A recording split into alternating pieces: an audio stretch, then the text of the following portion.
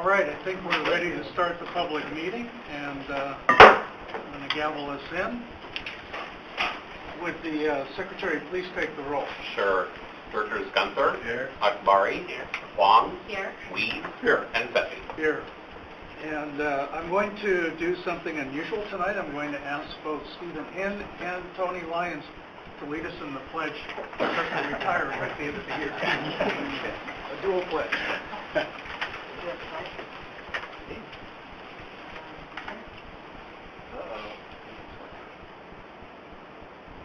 I don't want to pledge to the presentation. That's what we did. We've already done that.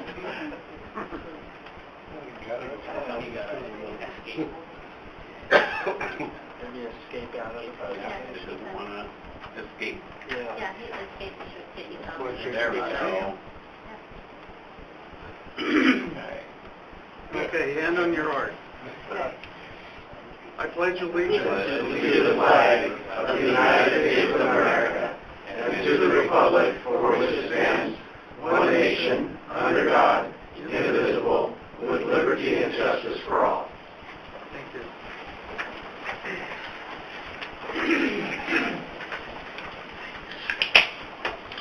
Okay, at this time we will accept public comments on matters on this notice of the special meeting pertaining to exactly what's on the meeting agenda. Anybody willing to come forward? Just stand up and speak.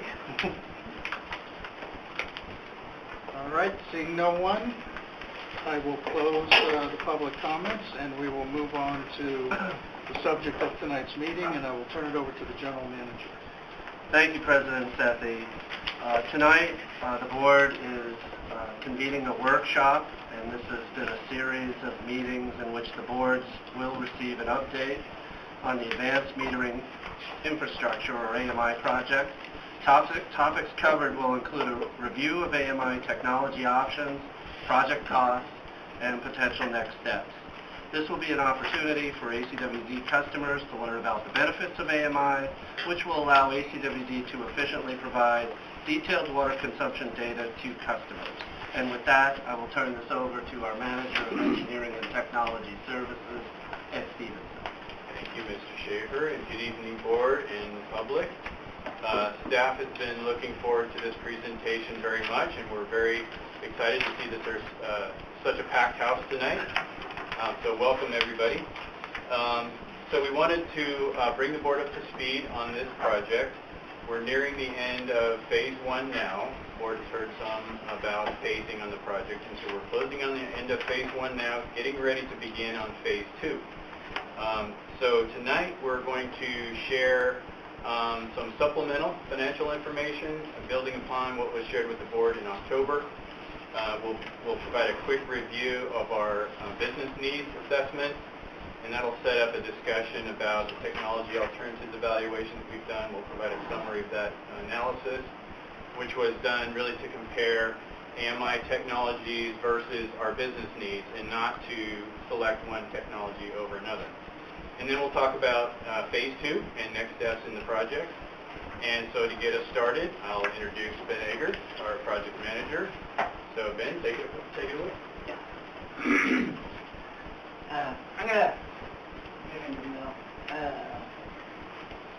If I may, Ben, I'd like to mention to our audience that our workshops are kind of informal. If you have any questions or comments, then just stand up and I will call upon you. Okay? So feel free. All right. Thanks, Ed. Yeah, my name is Ben Eger. I'm the district's project manager for the AMI project.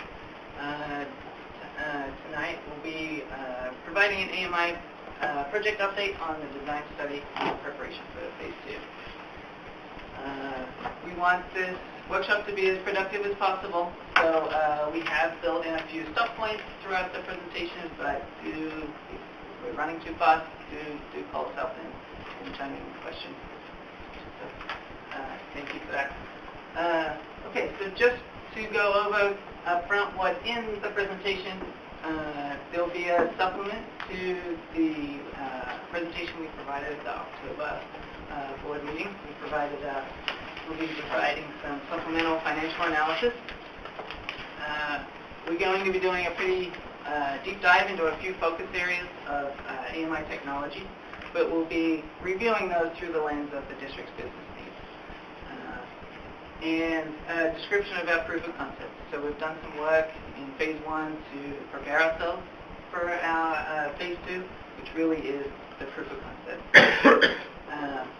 What's not included in here is a selection of specific vendor alternatives.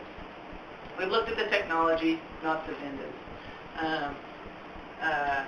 And our approach to our alternatives analysis was an elimination process rather than a selection process. So if the world of AMI is here, we want to keep the bid pool as competitive as possible, so we just eliminated non-viable technology rather than only in a specific selection. And then finally, AMI technology pricing. We did not evaluate the technologies based on price. The market will do that far more accurately than we will. So when we get into the phase 2 procurement process, that'll give us the opportunity to take a look at cost of specific vendors. Okay, so a quick outline. I'll do my introduction, and then we'll get into the supplemental financial information. I believe some numbers were handed out. There's a couple of spreadsheets in front of everyone. So we'll walk through those. And then our design study summary really focuses on 3 key areas of AMI technology. So we'll be going through that. And then our next steps. So the preparation work that we've done in phase 1 to be ready for phase 2. At the end, I'll also provide a quick overview of the scope of work for professional services to get us through the first part of phase 2. The AMI project, even by title, has a hard job of avoiding abbreviations.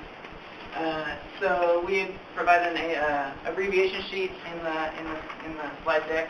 So feel free to get that out, or there may actually be loose copies in front of you. So apologies for all the acronyms and abbreviations, but it's inherent in AMI, the same technology discussion. Mark and Joel, they've presented to us a couple of times, with you guys a couple of times. They're also here from EMA. EMA is our AMI consultant, helping guide us through our project. Also from EMA is Sharon Peters. I'm not sure if you've met Sharon yet today or not, but Sharon is the principal at EMA.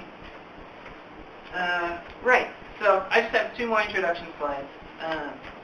We're going to roll up our sleeves and look under the hood of all things AMI, whether it's finances or technology.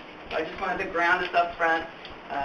AMI is a tool, and what we're trying to achieve with that tool is the focus of the project. And it should be these key benefits that we keep in mind throughout our project.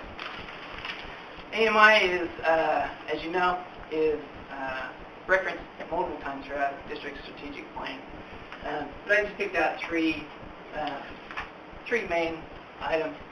Enhanced customer service and engagement. That is certainly a key benefit that we're looking forward to. Increased district efficiency. There's a number of tasks that we can do more efficiently, more effectively, as well as new things we can do with AMI. And then supporting water conservation, whether that's the district's conservation initiatives or supporting customers with their water conservation efforts. Okay, so this timeline slide is going to turn up a couple of times throughout the presentation. We use it as to step us through what we're doing. So I'll just take a minute just to explain what it is, because there's a lot of content up there.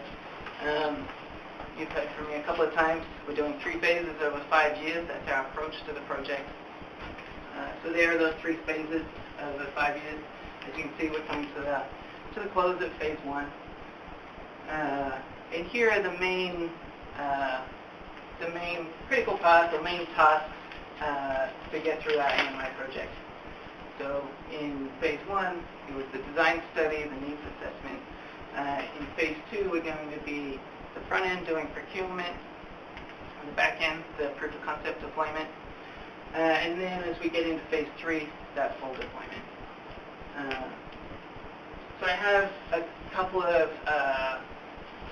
completed board touch points that we did a workshop on needs in May. In October, we did the financial analysis presentation, and today we're here with the workshop. And here's what a few of the key touch points that we have planned for phase 2 that we'll walk through more in this presentation. So evaluation criteria, we'd like to come back and present a discussion on that. Our results of procurement, right as we get ready for the award, and then the proof of concept validation. So we'll be back, of course, to tell you how it all went. There'll be more interactions, I'm sure, but those are the main touch points we have planned. So with that, I'll hand it over to Mark to guide us through the supplemental financial information. And maybe, Mark, you could just show people what they have in front of them. Sure. There's a lot of numbers. Welcome. Nice to see you again. Last time we were together, we looked at a few different financial scenarios. We looked through scenario 0, which is the meter replacements where we catch up in the first 3 years, then we go to a normal meter replacement cadence. Scenario 1, which is a fixed AMI system, and scenario 2, which is cellular or LoRa or low power WAN system. So this time, we're going to take a look at some 2 additional scenarios. So one scenario was where we look at where we remove the cost of meters and meter installation, and then the other scenario where we take a look at when we add conservation savings into the system. So what you have in front of you here, we maintain. Oh yeah. Can you speak up, please? Oh sure. I'm sorry. So we look at scenario 1 and 2 and applying those 2 additional scenarios. So when we look at these, the scenario A1 and B1, we're related to the original scenario 1, and we look at B1 and B2, which are related to scenario 2, which is our cellular system. So as we go through, I'll be going through them individually here, but I just kind of want to orient you to what we're looking at here.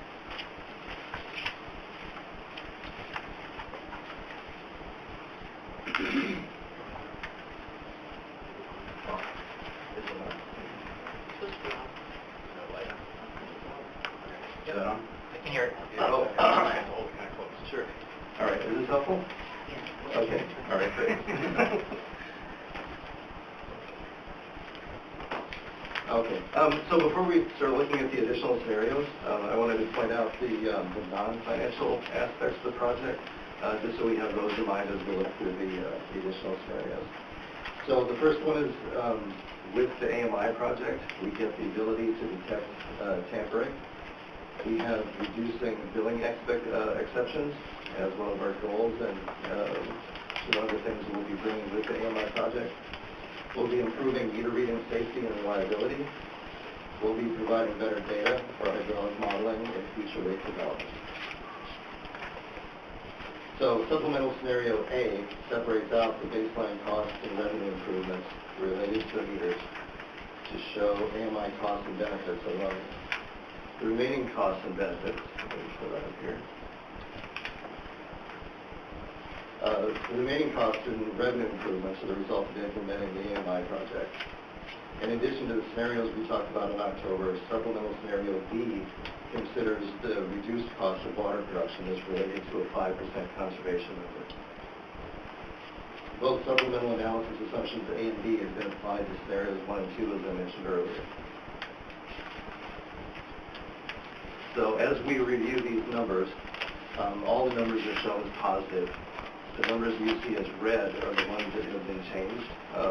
And so as we go through these, I'll explain exactly how they're changed or not.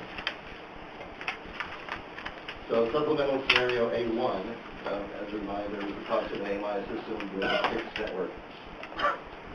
And when we look at A1,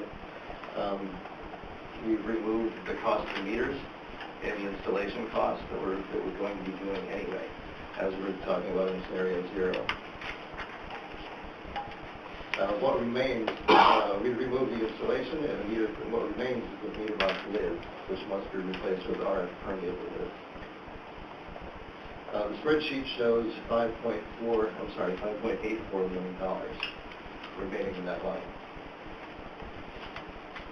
So when we remove the meters and the installation and remove the revenue improvements related to those items, it leaves us with a 13.6-year payback.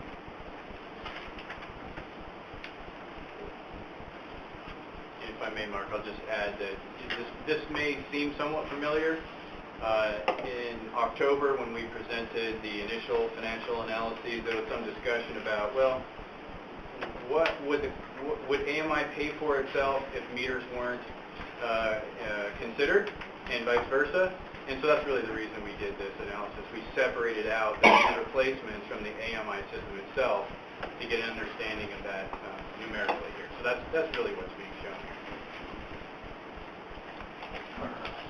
See if I understand, our current meters are not compatible with AMI. We would have to replace those meters at a separate cost in their entirety.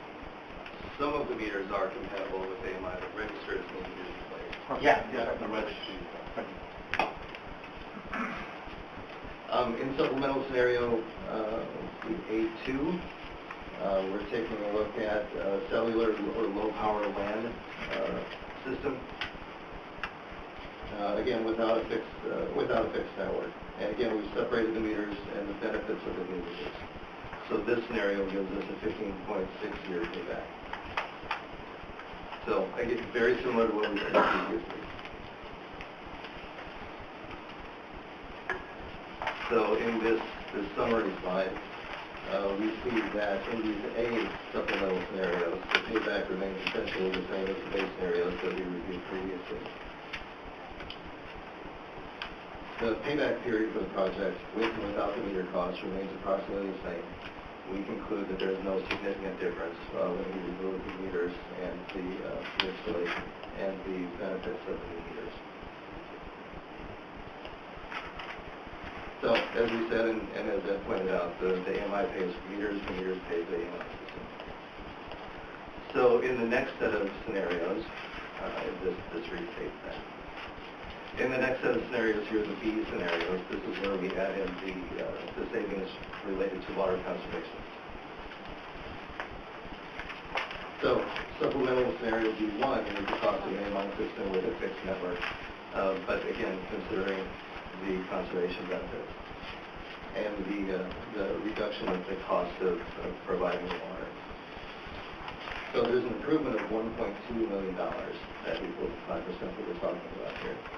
So scenario B1, it gives us a payback in about 8 years. And then scenario B2, we're looking at a cellular or low power LAN solution, and we're applying this $1.2 million in conservation savings. So similarly here, it gives us about a 7.81-year payback, and we have these conservation numbers in.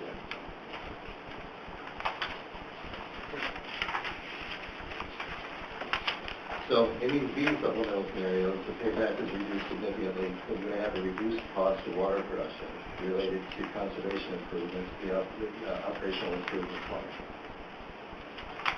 The payback could be longer or shorter depending upon the water source and the cost of the water. The payback periods, the ROI, and the internal rate of return are approximately equal for both scenarios, B1 and B2. We have a question on the avoided water production costs. What are our assumptions? We still need to buy a minimum purchase of HFE, so this calculation is based on water treatment plant number 2 cost? It's actually based upon the blender, but it's based upon a 5% conservation rate, so a very small reduction, so it wouldn't take us down to below San Francisco contract. So there are lots of assumptions we can make with regard to the cost of water produced. There's TP2 water, there's desal, there's blended across the agency, there's the blender. Right, I was wondering what it was. Yeah, and so we chose the blender because other facilities are generally base loaded. And the blender we used traditionally is a bit of a peaking facility, so we can make lots of different assumptions here. That's the one we used in this analysis. And I just want to add to what Ed, if we had an opportunity to reduce production, we'd probably want to reduce our San Francisco, and where do we use the San Francisco water? It's at the blending facility. So. But we have consistently not purchased any surplus San Francisco water. We're in a minimum contract. Understood.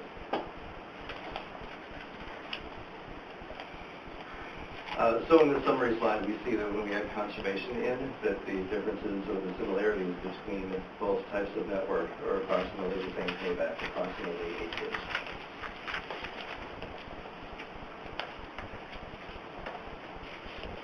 And we restate that here.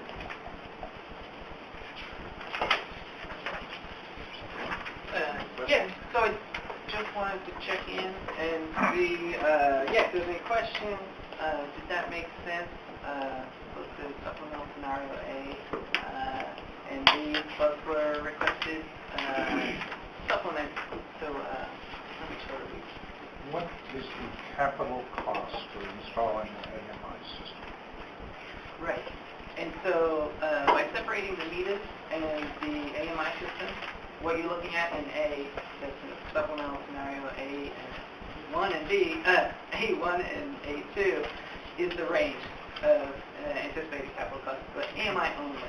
So What is what the range of out-of-pocket costs for AMI is? How much? out of pocket over the 20-year life Not cycle. over time of 20.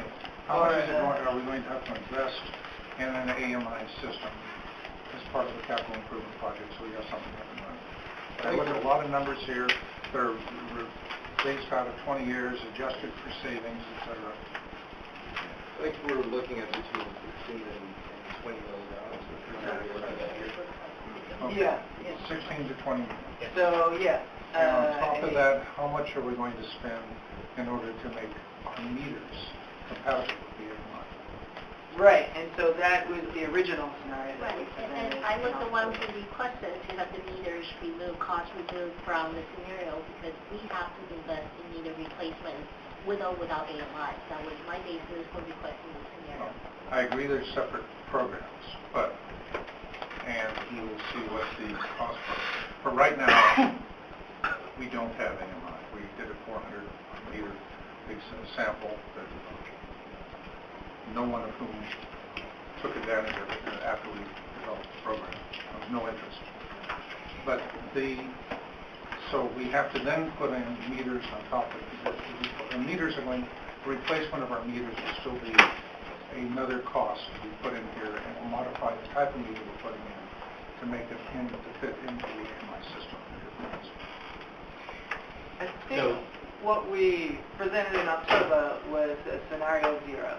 And in that, we presented the baseline, the no project cost to the district. And so we haven't really done a comparison against that. But if you can remember back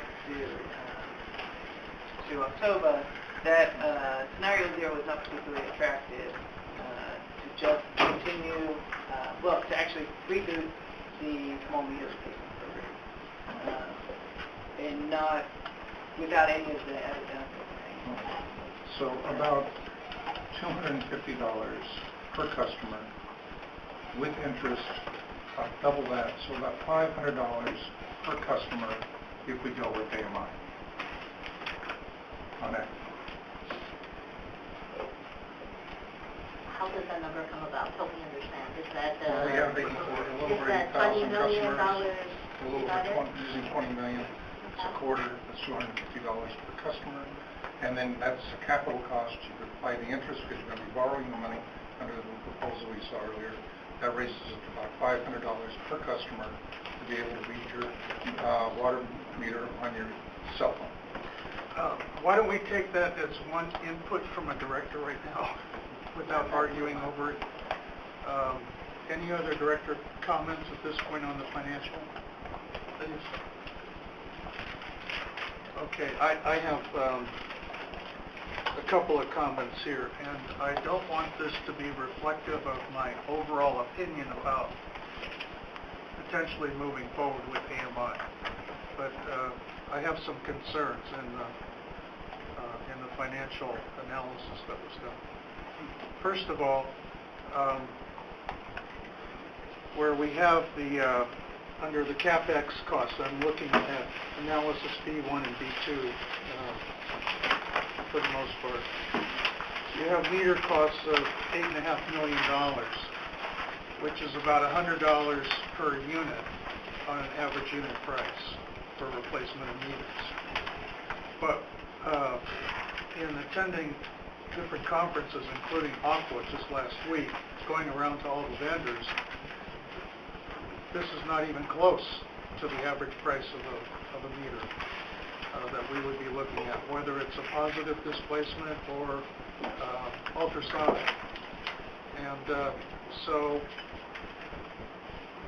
if you ask me, with my background in product management, I would say you're underestimating the cost of the meter replacement by 2.5 times, maybe even 3 times. I don't know what we're going to be able to negotiate. This is going to be one of the larger contracts on the street in the country. Right. So we're going to have some pricing power here. Yeah, so... But $100 a unit doesn't even appear to be close to what the price of the market. Sorry, I can comment to that. So we've just commenced another project that we're working on, and the meter prices came in under $60. The budget number that we're using on the product itself is around the 85 to 90. So that project was bigger than this one, but I still feel that the numbers, the product, the water meter itself, not including the radio, not including the installation, is a relatively conservative number based on procurements that I've seen. That would be for a positive displacement meter. Correct. Okay. That pricing is for a positive displacement. But if we went with an ultrasonic meter, it would be quite a bit more. Yeah, they're typically going for a little bit more, but there's also some longer-term benefits. Not a little bit more, it's quite a bit more. Yeah, they typically are in the 25 to 30% more. So. All right. Could I Well, just add some yeah. context? That, right, so the price you see for meters there is not, yes, we have 84,000 meters, but not all of them need to be replaced. So some are just getting a register retrofit. So the register is much cheaper than a whole meter. So some are getting replaced. Our large meters are already, our large meters population we don't actually need to touch. We just need to upgrade registers. So large meters get very expensive, very quickly, up into the thousands per unit. But luckily, our large meter population is very healthy, and so and they're maintained in place based on consumption and age criteria. So it's really just a register retrofit on those as well. So the exact number of replacements escapes me right now, but it's not 84,000. There's a number of meters that don't have an upgrade pathway, where we can't just do a register retrofit. And those would be the ones that are getting wholesale changed. Well, Ben, I think you've heard in previous meetings that at least Director Weed and I would be favorable toward looking at ultrasonic meters. Yeah. And the pricing that I was getting from talking to the different vendors, and I went around to all of them last week, was more than double the cost of the average unit price we're estimating right here. So I'm providing that as input. Right. I don't want to argue the point right now, but I do want to express that on the CapEx side, our costs could be higher on that one line item. Okay? Director Sethy, Yeah. if I may, could I, Sure. 'cause I had similar conversation, and one, I got the same information, but what the vendors pointed out to me was that was retail. And, Right. And they said certainly if you're buying in bulk, the price would be less than the figures I got were between $200 and $230. That's exactly what I got. And so what I don't know and what they weren't going to share in the conference was what the order of the discount would be. So I'm just offering that as Well, that's why I said we're going to have one of the largest orders on the street in the country for a replacement of an entire district. Right. So I would expect the price would drop. But I don't know how much. But it could be, let's say, 50% higher on the average unit price than what we're estimating right now. So one thing to keep in mind is that we're really talking about two separate topics now. There's AMI, and there's the type of meters that the district wants to use. I think it's clear that the majority of the population of meters that we have, we need to replace in relatively, short order because they're reaching the end of their useful life.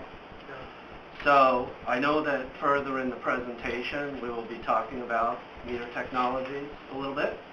So let's put that in the parking lot, and I appreciate the feedback. That's why I said I don't want my comments to be reflective of my overall enthusiasm. Yeah, and what I'm suggesting is we keep those two topics separate. Right. And then combine them once we make a decision on both. Okay, the second of my three comments is directed at Director Huang's request that she made, which I think was a proper one. We need to understand what the replacement cost is, relative to what we're planning on doing. But I would argue that we have a progressive replacement over time. It's not going to occur all in the same 3-year time period or 4-year time period that we're talking about right now.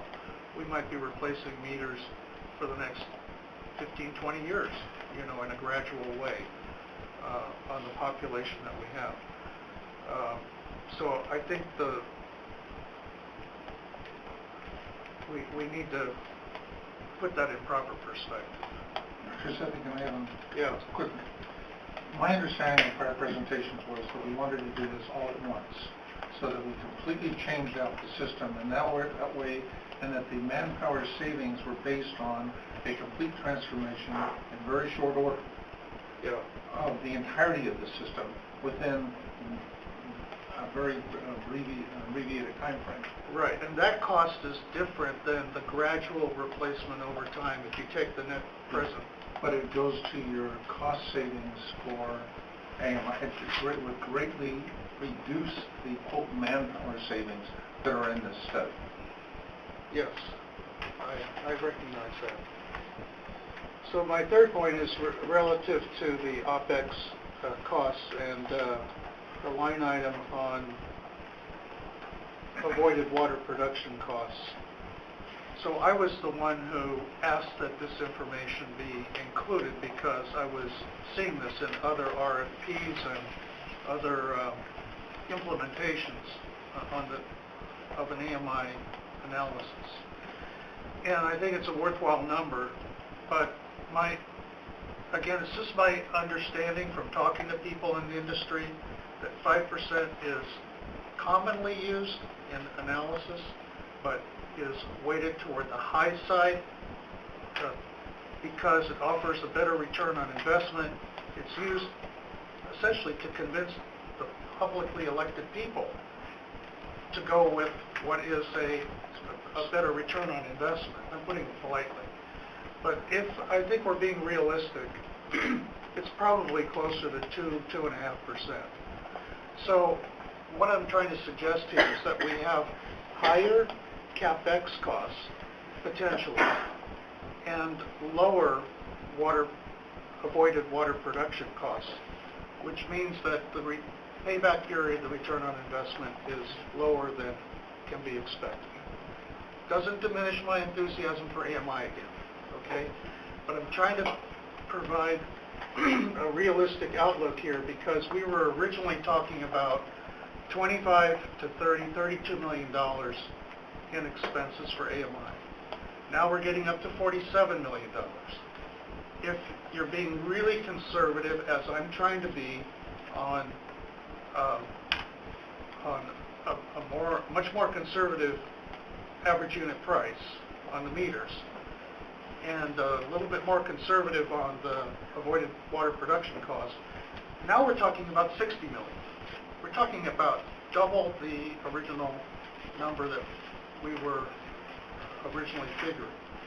And so, as an elected board, I think we need to put that all in perspective, that $25 to $30 million is suddenly ballooning up to 55, 60 million potential. So that's my first three comments. I have one more, which is, in thinking about this, building on Director Weed's comments, that we're going to do a replacement all in a 3 or 4 year time period on our base of meters, right? This district was built progressively as new housing tracts went in, new businesses came in, new industry and commercial opportunities into the Tri-City area. So we never had to spend as a district money all at once for meters to go in, or even considering fire hydrants too. We have 8,500 fire hydrants. They went in progressively. Now we're going to replace everything all at once. And what I've been thinking about is what happens 20 years from now when the district has to do a massive replacement on that population of meters or an upgrade. And so one of the recommendations I would make, and it's just, I'm throwing this out as food for thought, primarily to our finance department. It might be prudent to set up a sinking fund where we are maybe not evenly, but in a progressive manner, putting money into a fund for that future replacement of the population of meters.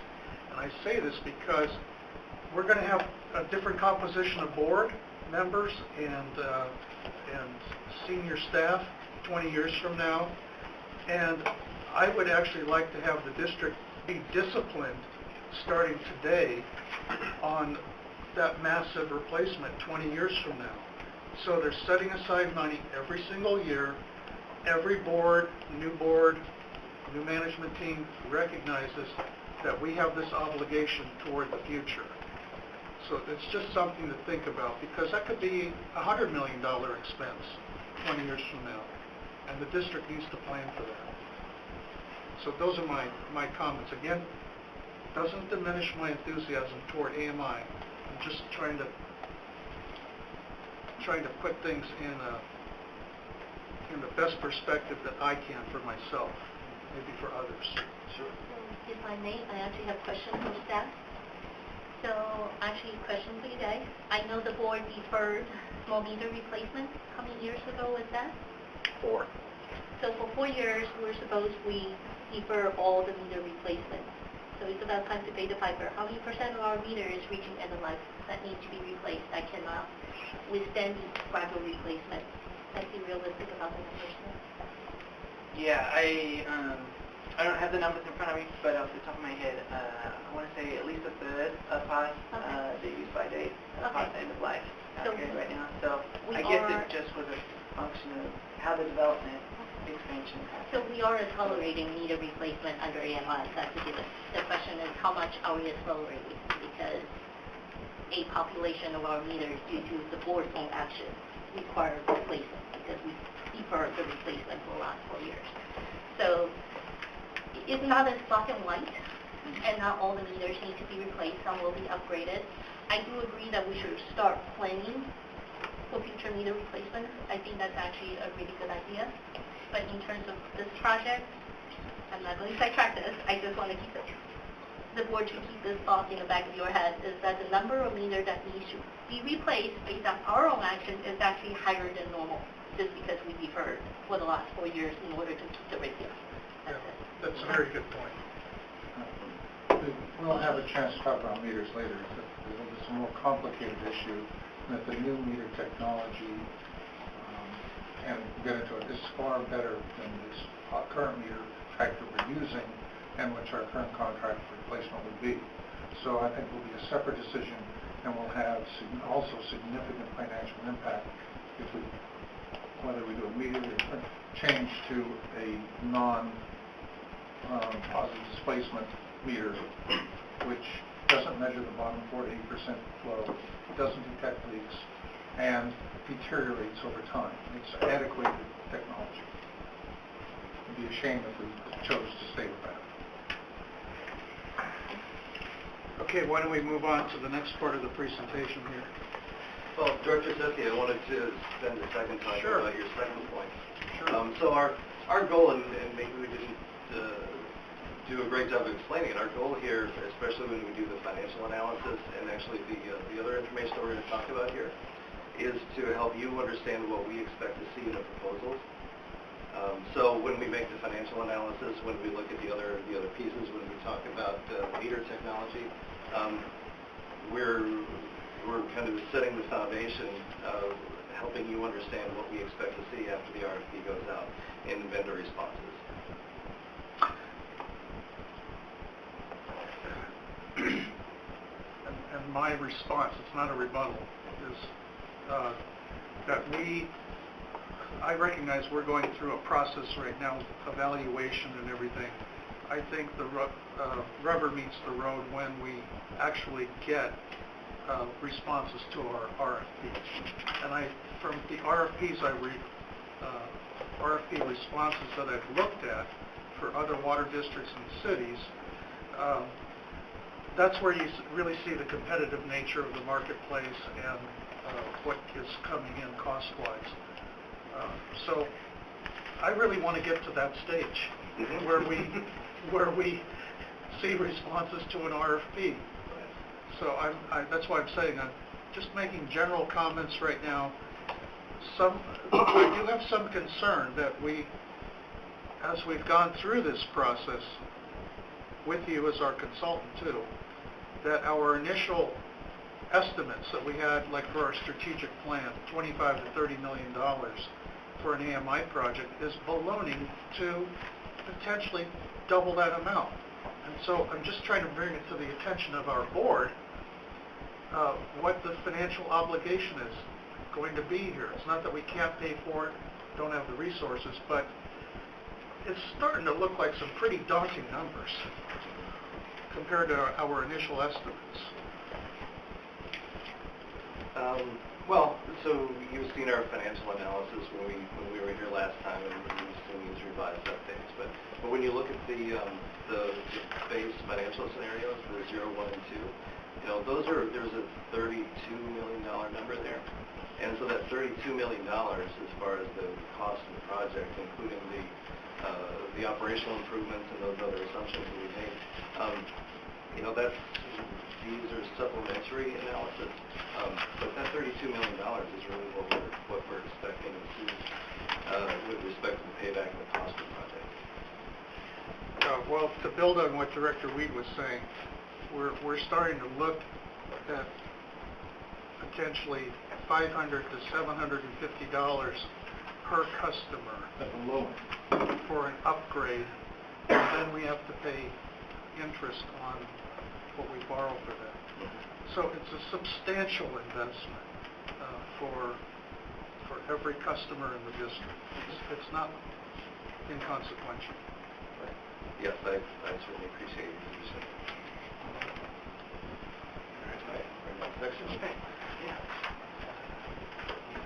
I'll come around. Okay.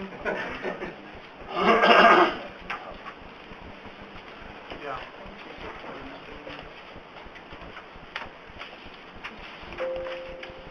Before staff moves on, I'd like to just take a brief break to see if there's any member of the public that has a comment or questions that they'd like to provide. Okay. Feel welcome to stand up anytime and say, hey, I have a question, okay? We've got about 70 slides to cover. So that gives you a sense of where we are in the presentation materials today. And there'll be other opportunities to provide feedback. Okay, great. Good discussion about finances. Sorry to shift gears a big year from finances to technology, but yeah, we're going to now present a summary of our design study So I'll just provide a lead-in to that. Just to remind us of where we're at and what we've presented today. Our AMI plan in 2017, our business needs, our business drivers were presented in May at a workshop. Financial analysis in October is supplemented today, and now our design study. So, yeah, busy 12 months for us all. And as well, we'll be providing, after this, a lead into phase 2 in our prep. So, as our alternatives analysis is so heavily focused on what do the districts need, and does the technology meet those needs? I just wanted to remind us of what those are. We've already been through it in May in quite detail, so I'll skip through it to try and keep back on time. But those needs were coupled to our project goals. We've seen those before.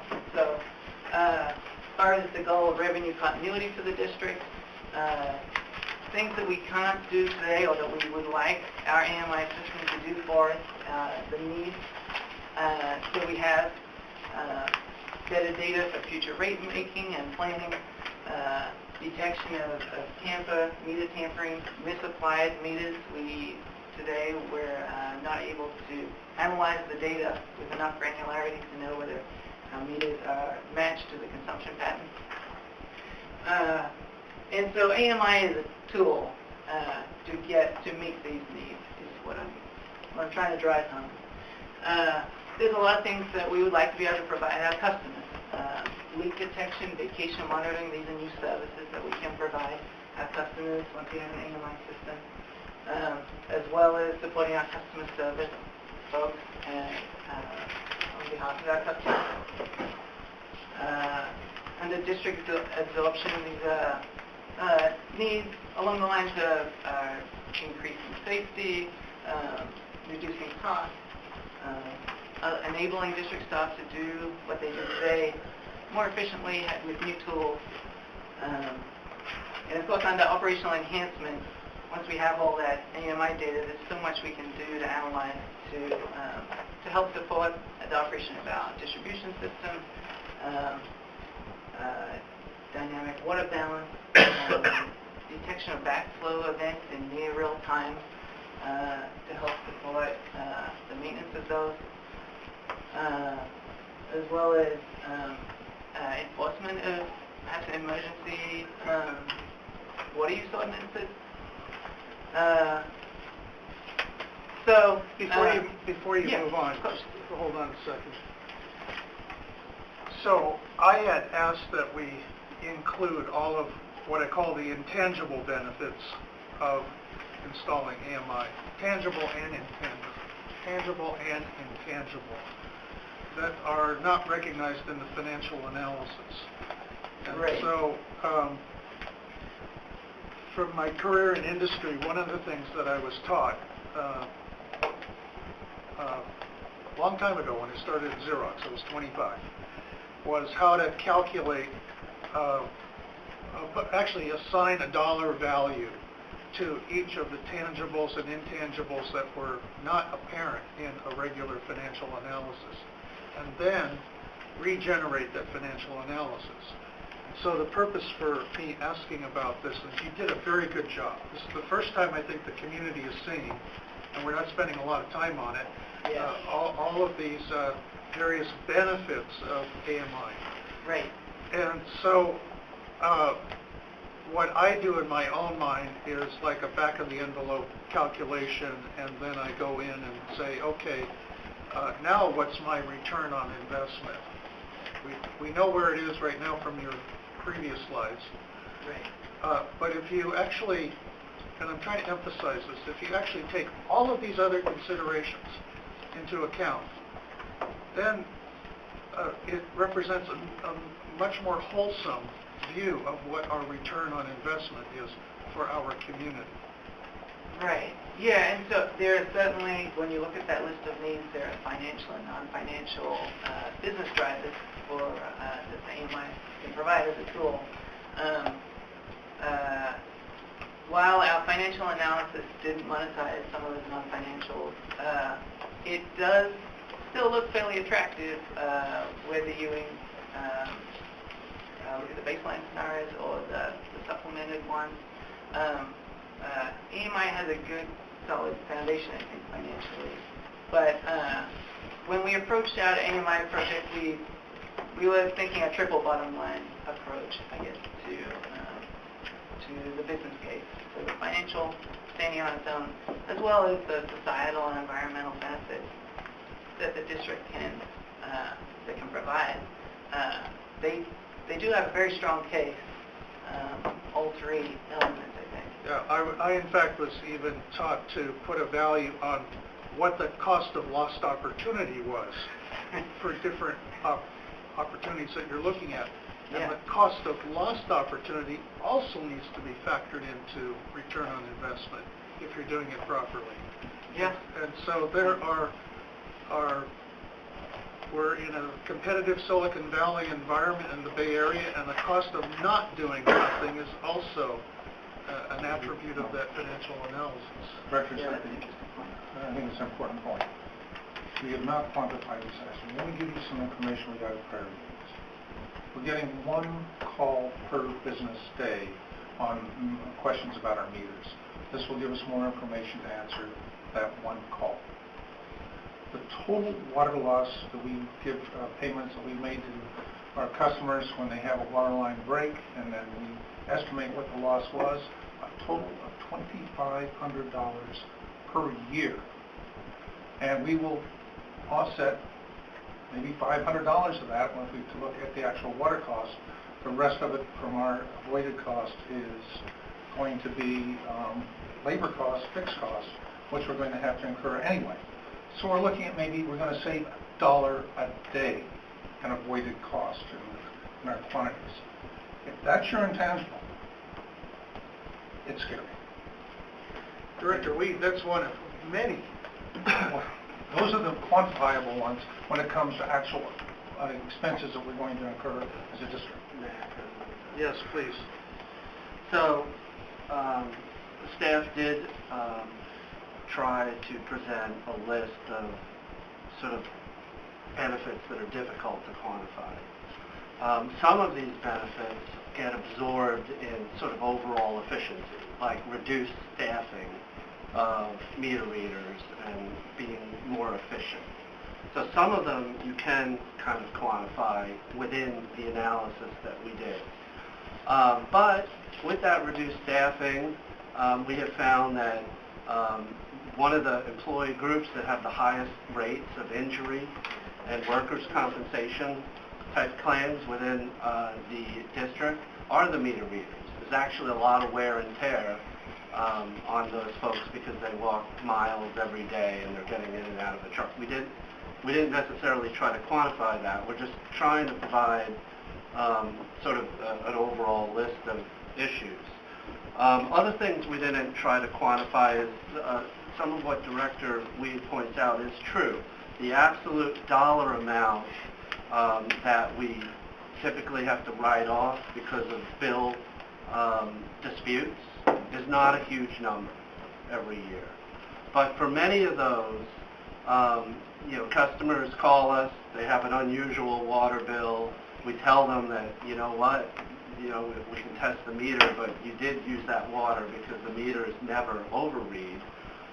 There's a goodwill aspect of this that we also didn't try to quantify, where that customer knows that on September 20th they had an unusually high water consumption, and they might remember that they went away for a couple of days and when they came back that the toilet was running, which we can't do today. So there is somewhat of a goodwill and higher customer service aspect, quality of customer service that we didn't try to quantify. So I just kind of wanted to point out that what staff is doing with AMI is not trying to sell an AMI system to the board. we're really trying to provide as accurate information as we can, trying to provide conservative assumptions, and yes, that is relating to cost increases, and hopefully we get better proposals than we're expecting. And we're trying to be responsive to the board, who during the strategic planning process indicated that AMI was a priority for the agency. So that's what we're trying to do, but if the board chooses not to go forward with AMI, then we'll be talking about meter replacements, and we'll just get on with that. Dr. Sethy, since this is some quick comments, the same manpower savings can be achieved by modifying our meter reading schedule, bill monthly, read rather than 6 times a year, 3 or 4 times a year, and you have exactly the same cost savings with no capital investment. For that rare individual who might want to have AMI, we can do that. We've proven that. But when we went to 400 of our neediest customers, we assumed were neediest. None of them followed up and requested that we continue the data. We proved this in the pilot program, and there was absolutely no community interest. Could I just say, Yes. just to follow up to Mr. Shaver's comment, one thing that hasn't been discussed much is the future regulatory requirement. Conservation is a way of life. One of the major tools that customers may need in the future is more information to manage that. We don't know today exactly what that picture is going to be, but, and I'm not trying to advocate a position here, I'm just saying it's something to consider. At some point, we may have to pay the piper because of the need to catch up. So it's just the regulatory environment is changing. And so providing tools to customers to manage that change is going to be more important in the future. And just to build on that, we're also going to have to, in the near future, account for water loss within the system. That's correct. Right. And then just one other point.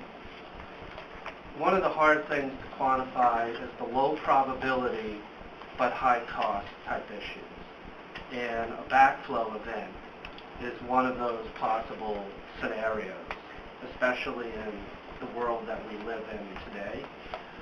Being able to see a meter run in reverse in real time potentially has huge implications.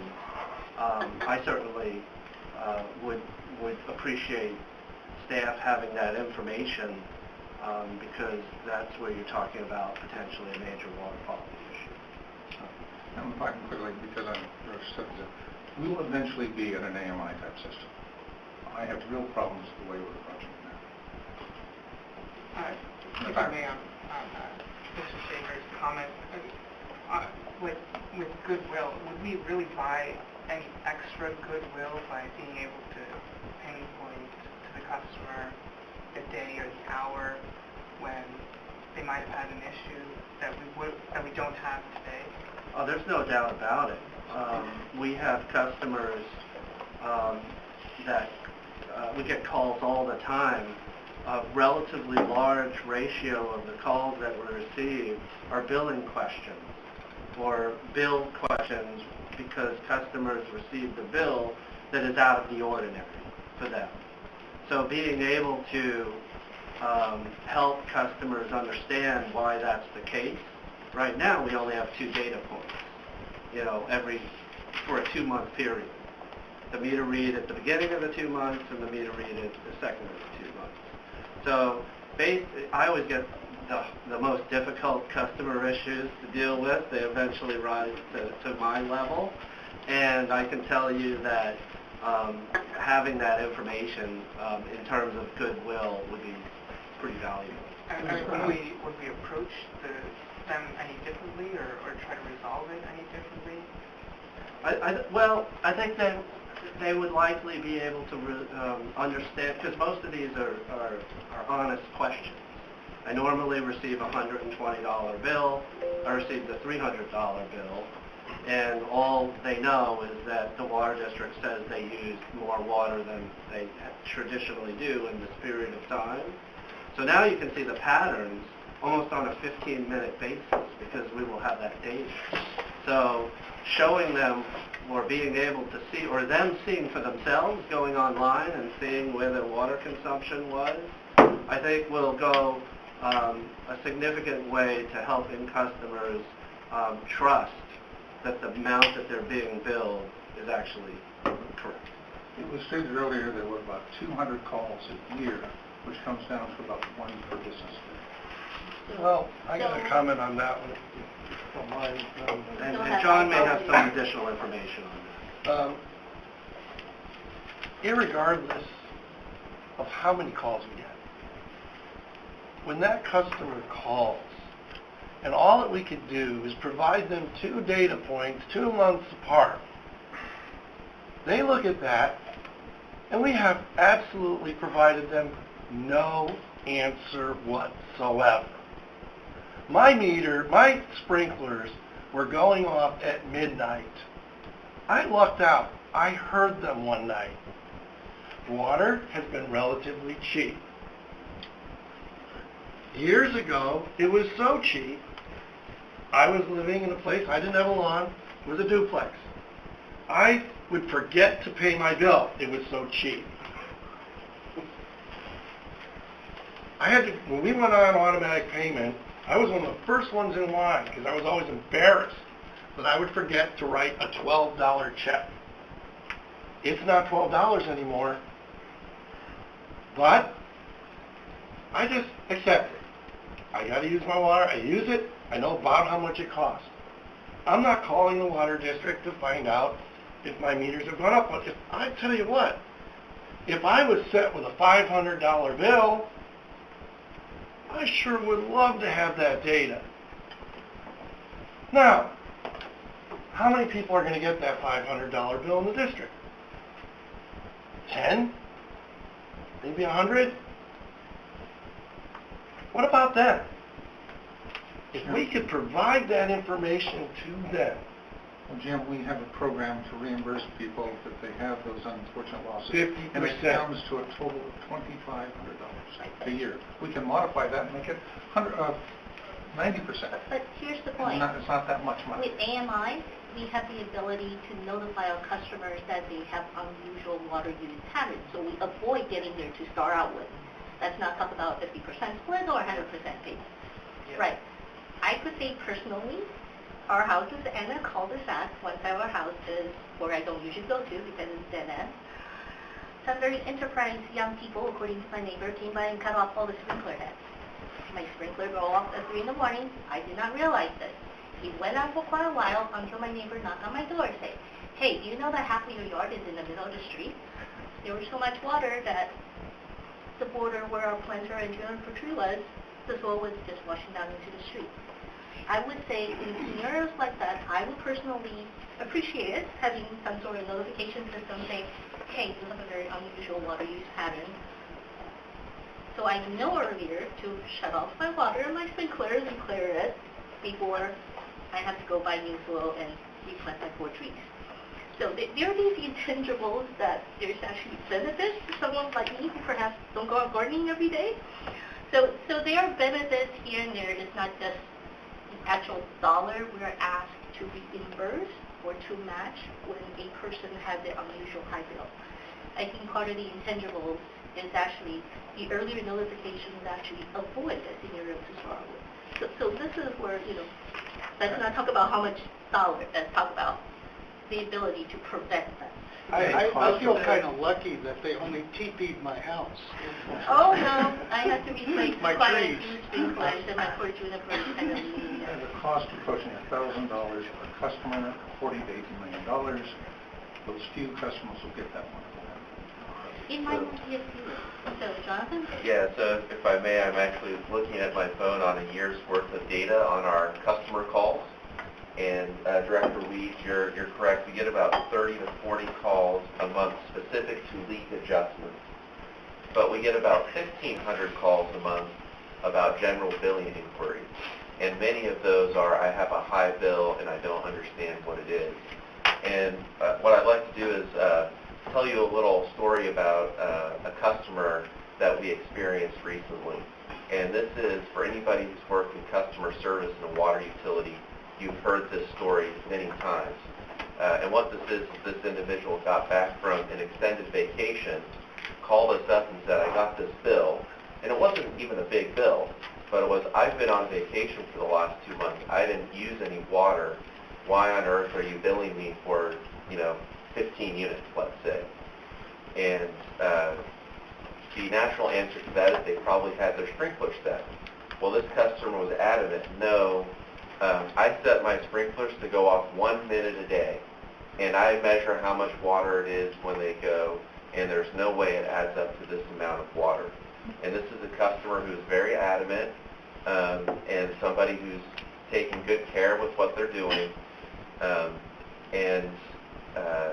What we ended up doing is, eventually this got escalated, and our customer services manager, who's here with us this evening, actually got elevated to him, and he went to this customer's home and went through the sprinkler settings with this customer and showed the customer how to read the meter and everything, and discovered while he was there a sprinkler setting to go off a second time during the middle of the night that the customer was unaware of that perfectly explained the water use.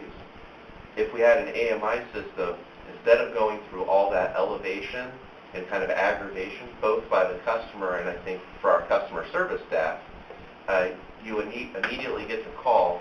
You can tell the customer every day between 1 and 1:15 a.m. we see water use, and then that immediately gets resolved. And that's something that actually happened. I mean, I'm giving you a real case study of a discussion we had with the customer earlier this year.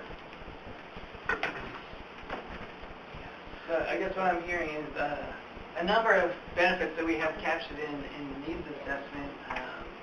Financial transparency, of people to be able to see their bill, how their bill accumulated over time, early detection of issues, increased efficiency, increased quality in the way that we were able to respond to customers as well as efficiency.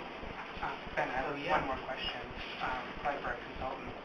Have you gone back to any of your other agencies to see what the customer engagement was like, and how many people actually check their bill on a regular basis, and how that affects the customer service operations and the agency overall?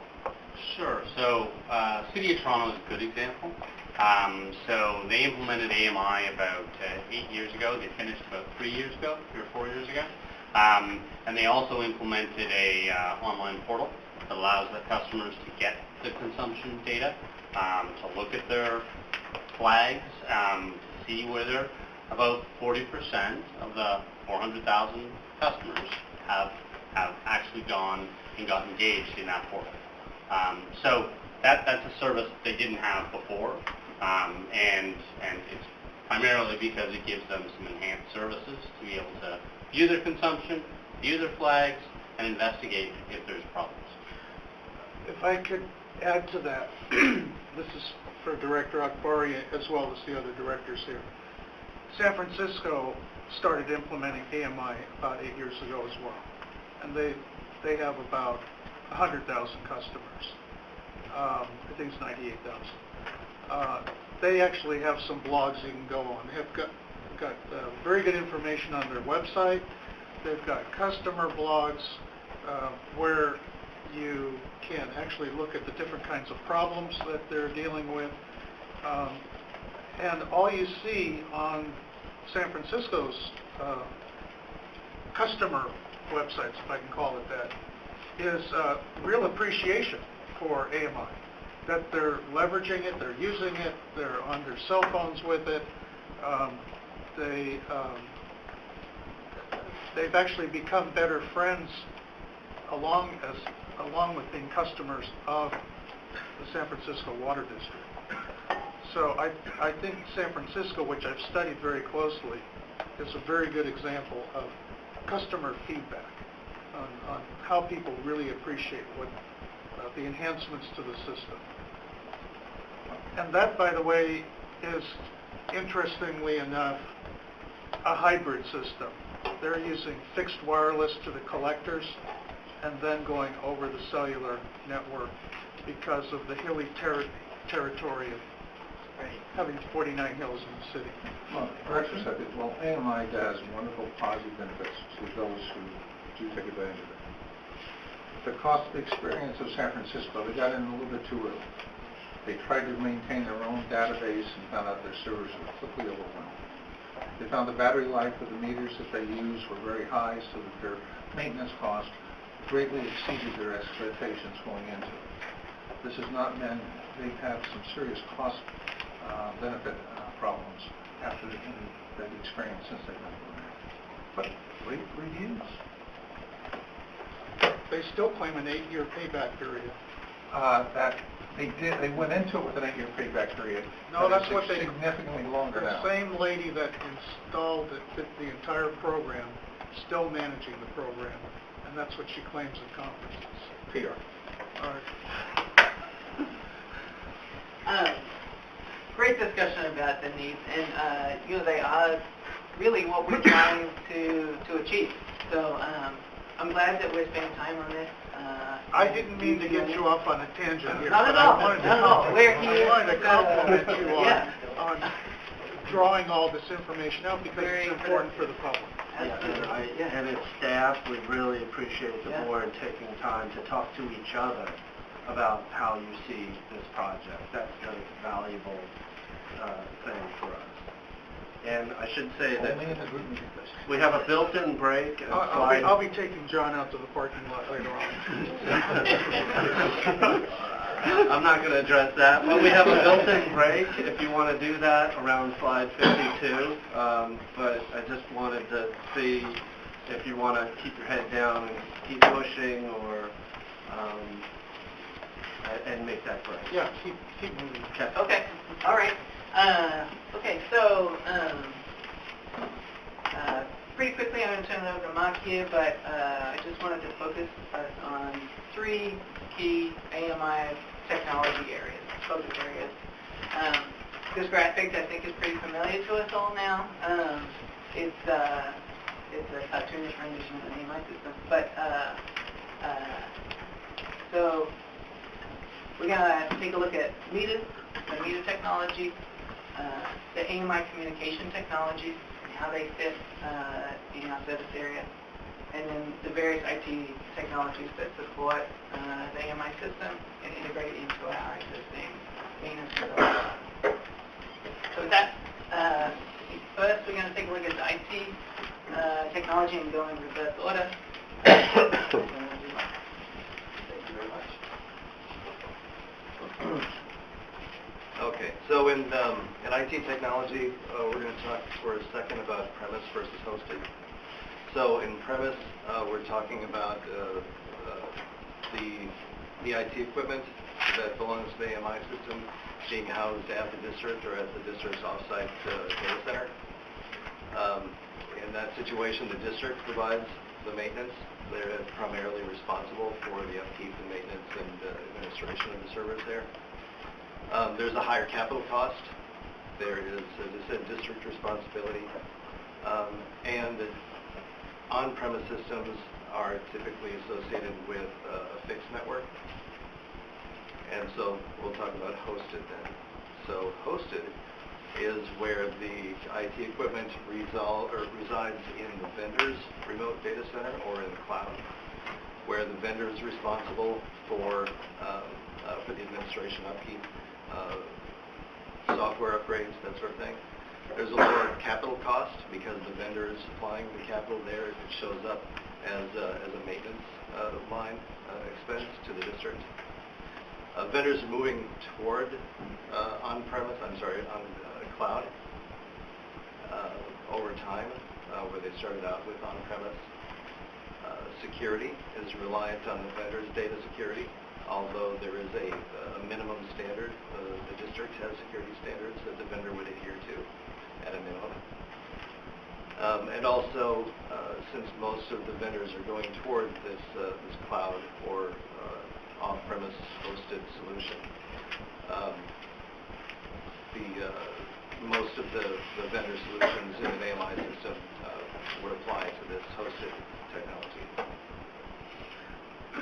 I have a question here on that. So we were talking about encryption in the AMI system. Yes. And for the most part, our focus was on the transmission of data between the meter and the host, or going back to, let's say, our district facilities. Yes. If we are going through a hosted cloud environment, there's another level of encryption that's required. And so it's something that you might want to address at a future presentation. Because the data itself, wirelessly transmitted, let's say on cellular, is encrypted.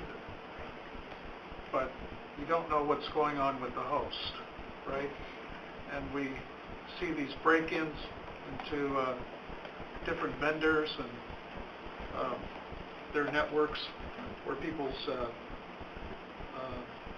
information is being downloaded.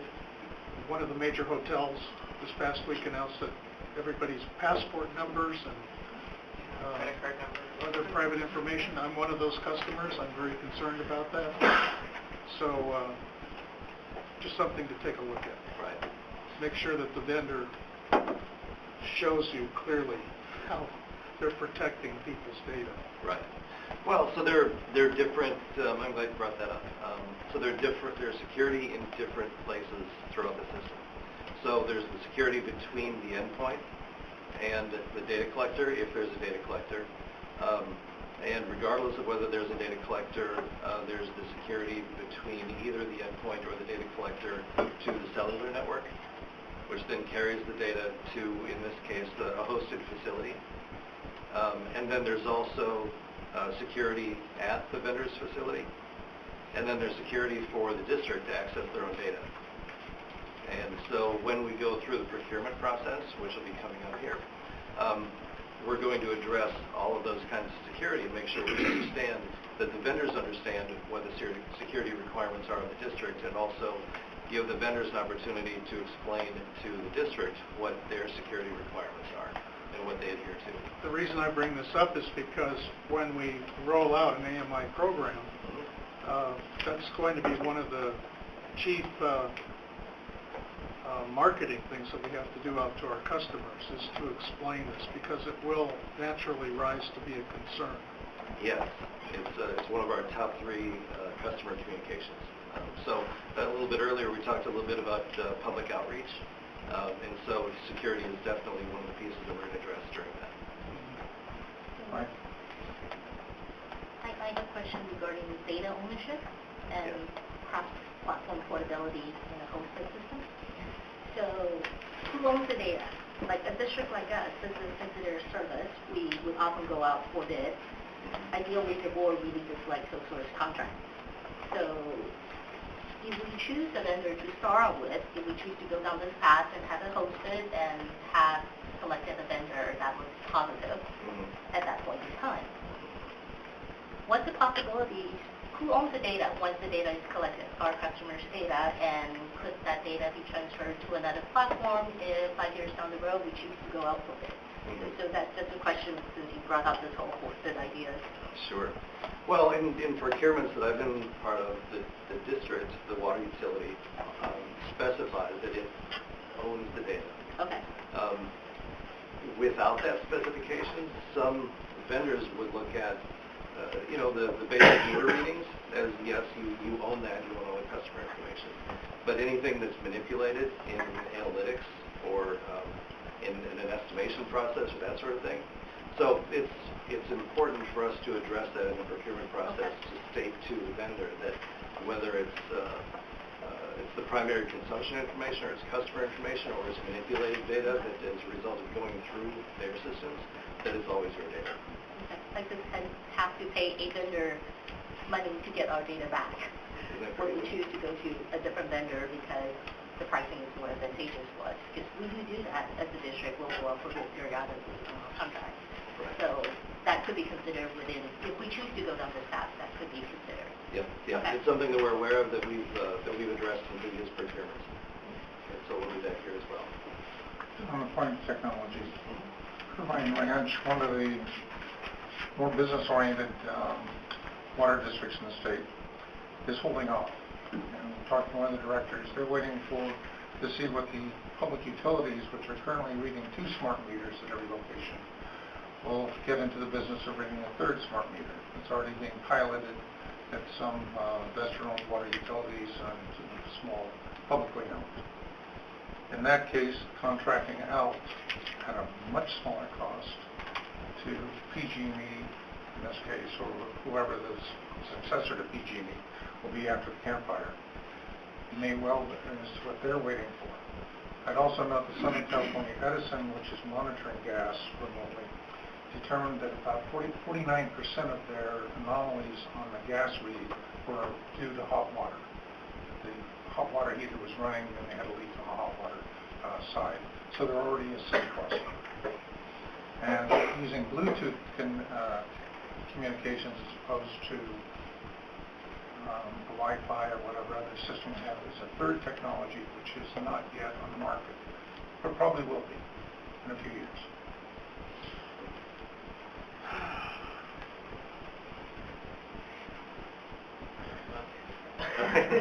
A quick retort to Director Lee. There's not a single implementation with any electric utility. No one has gone with anything like that. The electric utilities are losing customers right now at a rapid rate to the community aggregated energy associations that are being put together. And they are being outsmarted and are being out-cornered on the market by the cellular companies right now. So whoever reads 5G is going to dominate this whole arena, along with fixed wireless. Yes, but whoever reads the electrical and gas meter might well be able to Not going to happen. water meter. Not going to happen. Difference of opinion. All right. Thank you. This has been mentioned earlier. It's a healthy discussion, so I appreciate that we get to be part of that. So there are 3 major IT technology pieces through the system. There's the AMI customer portal, there's a meter data management system, and there's the AMI headend. So the AMI customer portal is the interface that customers access the data. We talked about that a little bit earlier today. Customers can sign up for leak alerts, and they can view their historical consumption, and they can compare and contrast historical consumption. They can self-motivate themselves to conserve water, for example. AMI Customer Portal is typically hosted because it's basically a website, so that's hosted remotely. Meter data management and the AMI headend, those systems receive a massive amount of data from the AMI system. You can do meter analytics, analyze the data, report on the data, and then use it for specific things like constant consumption or alerting the district that there's a leak that they can take action on. I think the proactive kind of communications we talked about earlier today, letting a customer know that there's some sort of unusual usage going on. That's a huge benefit of the meter data management system. So those 2 systems, when we talk about a historical handle, again, historically you start out in the customer's in the utilities data center. More and more often those are available in the cloud and in hosted facilities. So go ahead. I have a question. When you go out with the RFP, is the RFP intended for a vendor to respond to all 3, that they're handling all 3, or can we split this apart? Because I saw in a number of RFP responses, or AMI implementations rather, after they got their bids in. I think it's, there's cities right here in the Bay Area. Belmont, I think, is one. Modesto.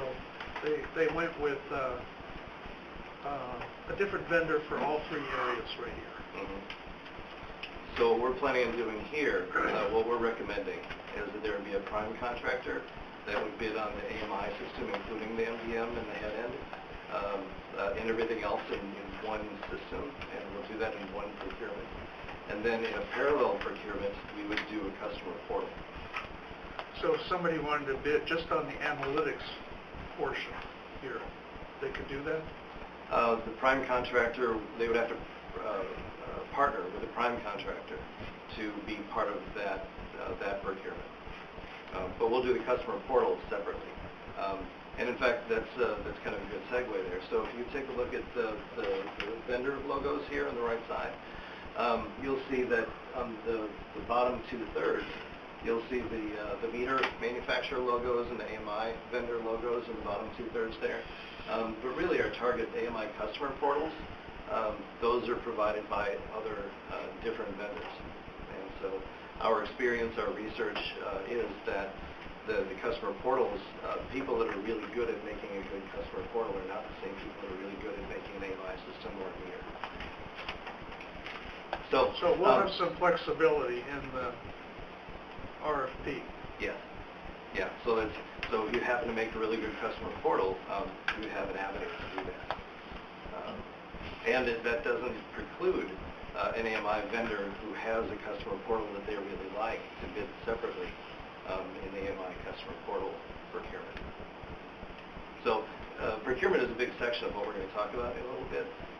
So I don't want to steal too much of Joel's thunder, but that's our plan here.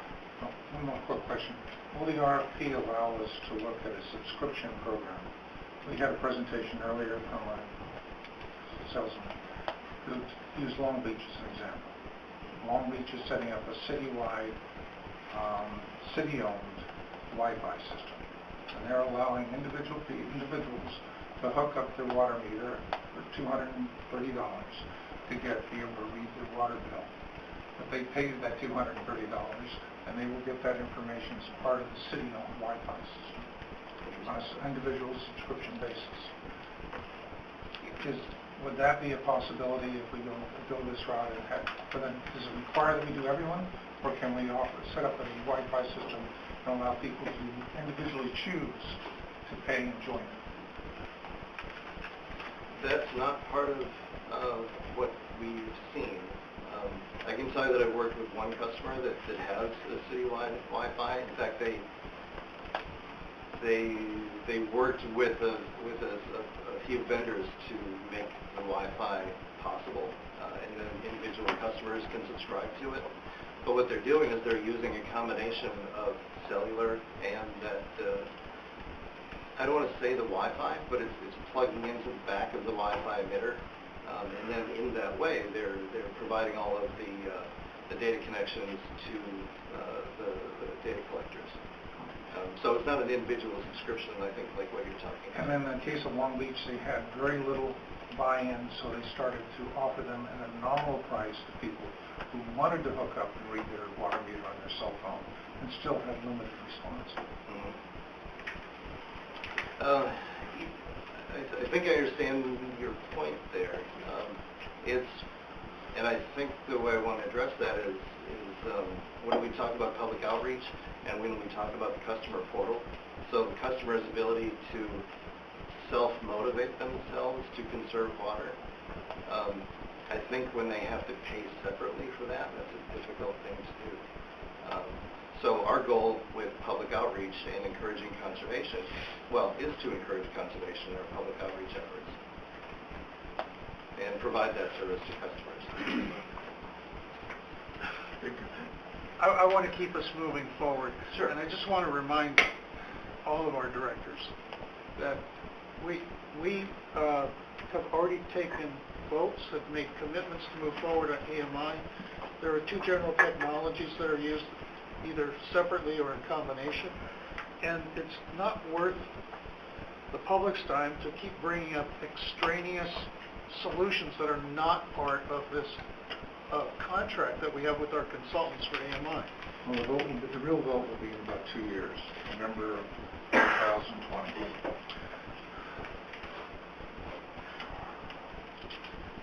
We'll let those directors defend themselves in public.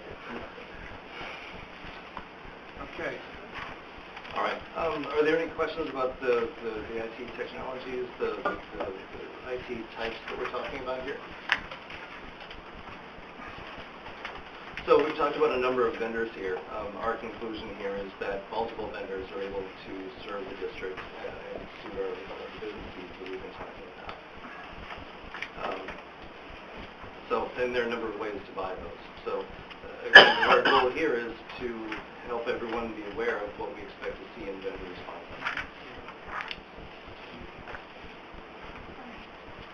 Now we'll talk about communication technologies with Joel. Great. Thank you very much. Any questions here from the audience so far? Can I just say, too, as a customer, is thank you for having the customer portal on a separate RFP, because the engineers that will be doing the first one usually would do a very poor job on the second one. So, as a customer, thank you. And while you may only have a specific number of calls per month complaining about meter or whatnot, it doesn't mean customers aren't complaining. Because if any of you are on Nextdoor, you know customers are complaining, and that's only one other forum. They would rather complain to their neighbor and their family than pick up the phone and say, why is my bill high? So it will solve a lot of it without having the quantification right now for how bad the problem is. Those are great points. Thank you. Right. So I am going to talk for a little bit about... It sometimes freezes up. Does I it? think that machine is up today. We'll try to take a break around 6 o'clock. Okay. Yeah, sure. I think we can... I think that will... Oh. Give it a go now. Well, now I'm pressing buttons. I shouldn't be pushing. Yes. I've done that. Saw that. Okay, so what we did was we wanted to take a look at the AMI technology and do an evaluation of the different available technologies. So when we looked at it, we looked at a few key elements. One, the technology's track record. How proven is the technology? Two, some of the features and functionalities of the radio transmitter. Three, the propagation. How well does the technology read across the service territory? And then we took a look at a number of suppliers. It's important to make sure when we're, pointing us in a certain direction, that when we get to procurement, there's a lot of vendors that are available to keep the RFP very competitive and put competitive pressure on the price. So the four types of technologies reviewed: a standalone fixed network where the district would install their own network in both a licensed frequency and an unlicensed. And we looked at network as a service, which included both cellular technology and an Internet of Things technology, so a LoRa type technology. Define the acronym LoRa for our audience. Sure. LoRa is low power. So basically it has come out to be able to send RF signals at a very low power. So batteries can basically power small devices to send signals. So that's the design of the LoRa network. There's a few of them out there. That's just one example. What we concluded was all four technologies should be evaluated going forward into an RFP. So I'll do a deeper dive on sort of what we looked at and why we came to that conclusion. So first we looked at how proven is the technology. The licensed system has been around for about 25 years. Not always in a fixed network, but they've been around for about 25 years. Over the last 10 years is when you see the licensed type technologies being collected through a fixed network. The unlicensed have been around about the same amount of time, but they've only been now starting to be collecting those readings through a fixed network. So over the last 5 years, you've been seeing unlicensed systems come in and be able to do this type of functionality. The cellular has been around for over 35 years. It's been for the last 3 years, they've been making serious inroads into the water AMI market. So there's a number of vendors that have been coming out with cellular products so that you don't have to worry about the network portion of the technology. Internet of Things, or a LoRa network, has been around for about 5 years, and over the last 2 years, they've been sort of diving into AMI in the water industry. We also took a look at radio transmitter and warranty. Because the licensed and unlicensed systems have been around a little longer, their battery power, or their battery and their warranty, has been about a 20-year life. So their warranty supports that 20-year life. Cellular is relatively new and in the AMI space, but the vendors are now have varying warranties between 10 and 20 years. Most of the main vendors are now committing to a 20-year warranty. And similar to Internet of Things, their warranty stems from a 10 to 20 years, depending on the manufacturer. When we looked at some of the radio transmitter functionality, first we looked at mounting options. How are we going to put this radio transmitter device in the meter pit? All of them were either going to be a through-the-lid radio transmitter, or we would replace the lids with composite RF-friendly devices or lids and mount the device underneath. We looked at the direction, so it's called two-way transmission or two-way functionality. A radio transmitter will transmit readings one way, but often the newer technologies will allow for you to send commands back to that radio transmitter. So it's good for a number of things, including doing a direct read. So if you had a customer on the phone and you wanted to take a read at that house, you could. It's good for firmware upgrades and time synchronization. So the licensed are all two-way functionality. Cellular and Internet of Things both have that two-way functionality. Read frequency, all of them are pretty consistent in this regard. They read the meters between every 15 minutes and every hour, and they transmit those signals anywhere from every 15 minutes to once a day. Just depends on the type of technology. The security, we did talk about security earlier. Both cellular and Internet of Things, the encryption is inherent in the technology. When you move to a licensed or unlicensed RF band, that is an option that likely we will select to have. But the other piece to keep in mind on the security side is they're not sending personal information. So the RF signal is actually sending a reading and a unique identifier. So part of the security of this type of system includes not being able to make the connection between that RF signal and an address. So that's the other thing to keep in mind. But the encryption is another important piece of the security framework. We found that all of these met the business drivers that we were looking to achieve. Question. Yeah? Internet of Things, is that synonymous with 5G? It is not. Is 5G one of your considerations? It is. So the cellular technologies that are coming out now are coming out with a CAT-M, and the CAT-M chip does two things. It lowers the radio transmitter cost, which is good, and it lowers the ongoing cost, which is even better. So you're assuming that cellular technology will be compatible with whatever 5G Correct. comes in? Yeah, so that CAT-M chip is compatible with both 4G and 5G. You migrate with the technology. Well, Right. That's what I'm confirming. So, and that it's an important part because you don't want to be left stranded. But it is compatible with both 4G and 5G. One of the concerns that was said earlier, many of the systems that were using cellular were using 2G. And when would 2G stop? When would they stop supporting 2G? So 2G is being stopped. So they said, I believe, next year or 2020. Okay. So they will likely, it all depends on the number of devices, but...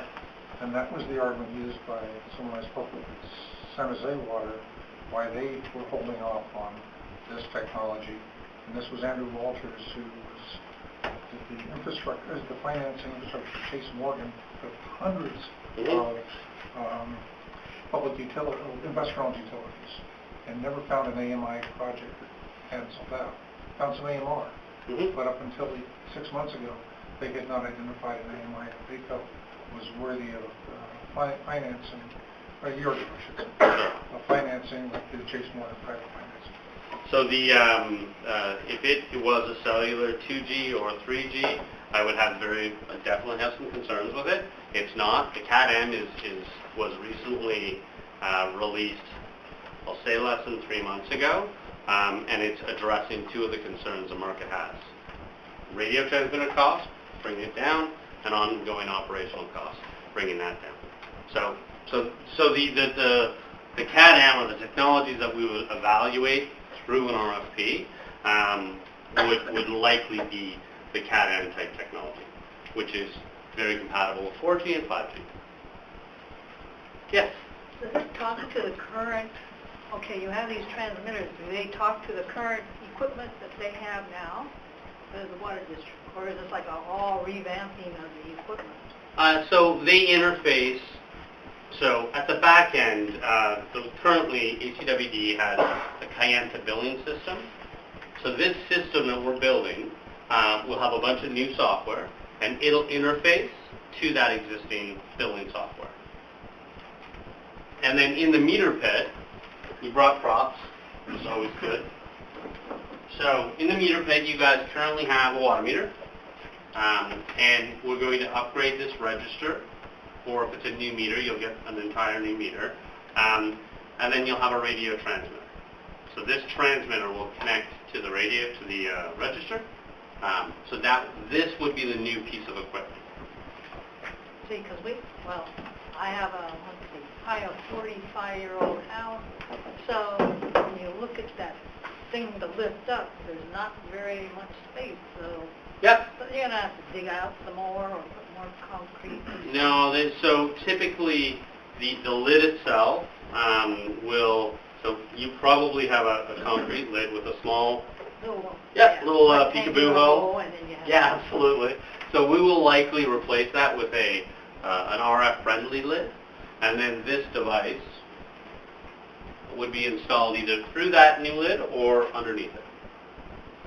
So it's tight, but there is enough room to configure it.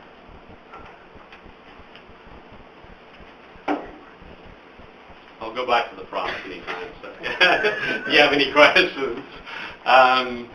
So the third element we looked at when we reviewed the technology was how well across the district we can read those meters. So the picture on the right is a service territory in blue of the district's service territory. Then what we looked at is the existing ACWD facilities. So we may not have to mount network equipment if we went with a cellular or an Internet of Things, but if we decided to do a standalone network, then we wanted to have facilities to mount that equipment to, and how well it would be mounted on just ACWD existing facilities. Then we looked, so what we wanted to do was identify gaps, which you'll see in the next slide, and determine the percentage of meters that would be covered using just the ACWD facilities. Now we ran a few scenarios. We ran cellular and LoRa, and then we also ran some licensed frequencies. There's 3 of them there. The 150, the 450, and the 900 megahertz licensed bands, and we did an unlicensed. So what you'll find is, so that's the service territory that we have to cover. AT&T, which is a cellular coverage, they have full coverage across the service territory, which is very positive in terms of coverage. Verizon, if they were the service provider for the cellular, they too have pretty much full coverage across the service territory. This map is the LoRa map from Senate. So they did say they would need to mount new equipment, but they did show a full service area being covered. So now we're going to get into, we actually ran propagation, so RF propagation for the technologies. So now we're going to get into some of these heat maps. So the green is good. The blue or pink is where you'll start to see some holes. So this was the 450 license band. Again, assuming that you're using ACWD existing facilities. And it's got pretty much full coverage. The 900 megahertz band is starting to show some gaps across the service territory. And what that would mean is, as a part of the RFP, we would need to have that solution provider provide a solution to mount equipment in those areas. So even though we're showing gaps in our propagation, we would require the vendor to come up with a resolution to fill those gaps. So then we're getting down to the 450 megahertz, low-powered radio transmitters. We're seeing some additional holes. And then lastly is the unlicensed band, which clearly does not propagate as well as some of the other technologies. So I think what some of these blue areas represent is risk. If we decide if the best solution for the district is their own network, then there's some additional risk in filling in those holes. The cellular and the Internet of Things type technologies appear to have full coverage and would have less risk in some of those areas. So when we ended up doing the math on sort of what was the percentage covered of the number of meters, 60 to 100% of the meters in a licensed band, depending on the band, would be covered. The unlicensed would be only 28%. Cellular and LoRa networks would be 100%. The other thing to highlight is the radio transmitter power. Now, this is a bit of a game with radio transmitters. So as you get a radio transmitter, first of all, a licensed band allows for more powerful radio. But with a more powerful radio becomes a bigger battery and a higher price unit. So you have to balance power with locations and how it propagates and the number of data collectors that you need to mount.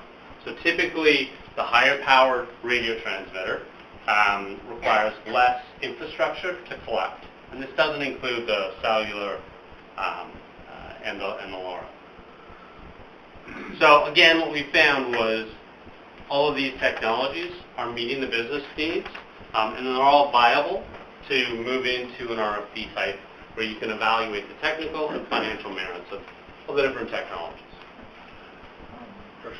Director, among the risk, if the contractor or the district has to install radio transmitters, presumably on towers, each of those will have to be approved by the local city government, the planning commission, and city councils? So we've done, it all depends on the area. So we've done some initial reach outs to Fremont. So it all depends on the area. Yes, it would be a permitting process that we would need to go through. And you suggest that the risk associated with the permitting process for time and the cost of processing. Sure. In this area, we've seen some extraordinary community uproars over trying to put what's been called the cancer-causing towers in their backyard. Right. When they went to 5G legislation, immediately advertisements were hitting the news about this deadly towers going into their community. PG&E went into it with their smart meters. You may want to have not months, but rather years in your timeline for getting that established within our local communities. Okay. Yeah, we do have a risk register that we do track, and it is one of the risks. So,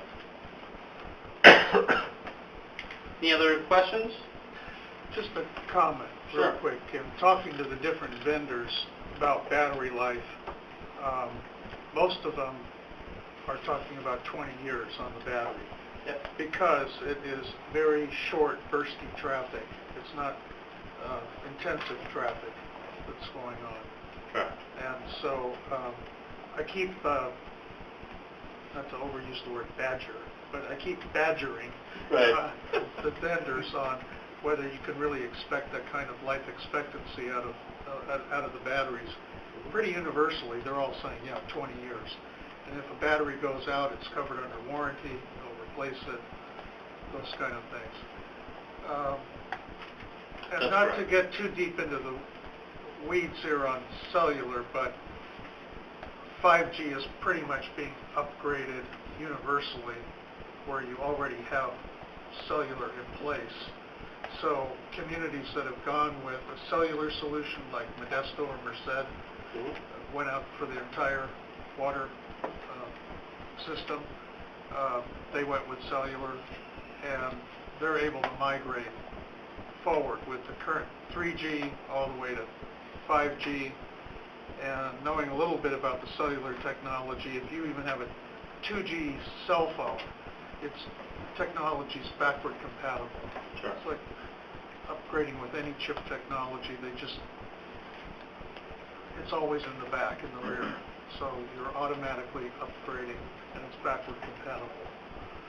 Yeah, I think that the cellular vendors right now are. We'll be with 6G, by the end of the life of these I products. think the cellular vendors have recognized they got to get out of this leapfrog game, and that's why they've done the CAT-M.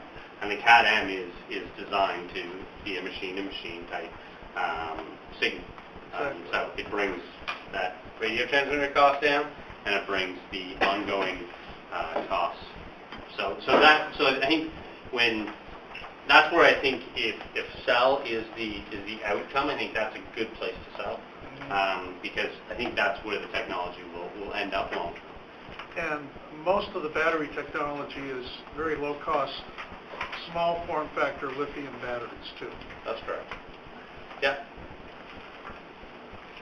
So, why don't let's see, I think I've got my conclusion, and then we can probably, it's a good time to take a break if we do want to. So when you start to look at the competitors in the space, by limiting your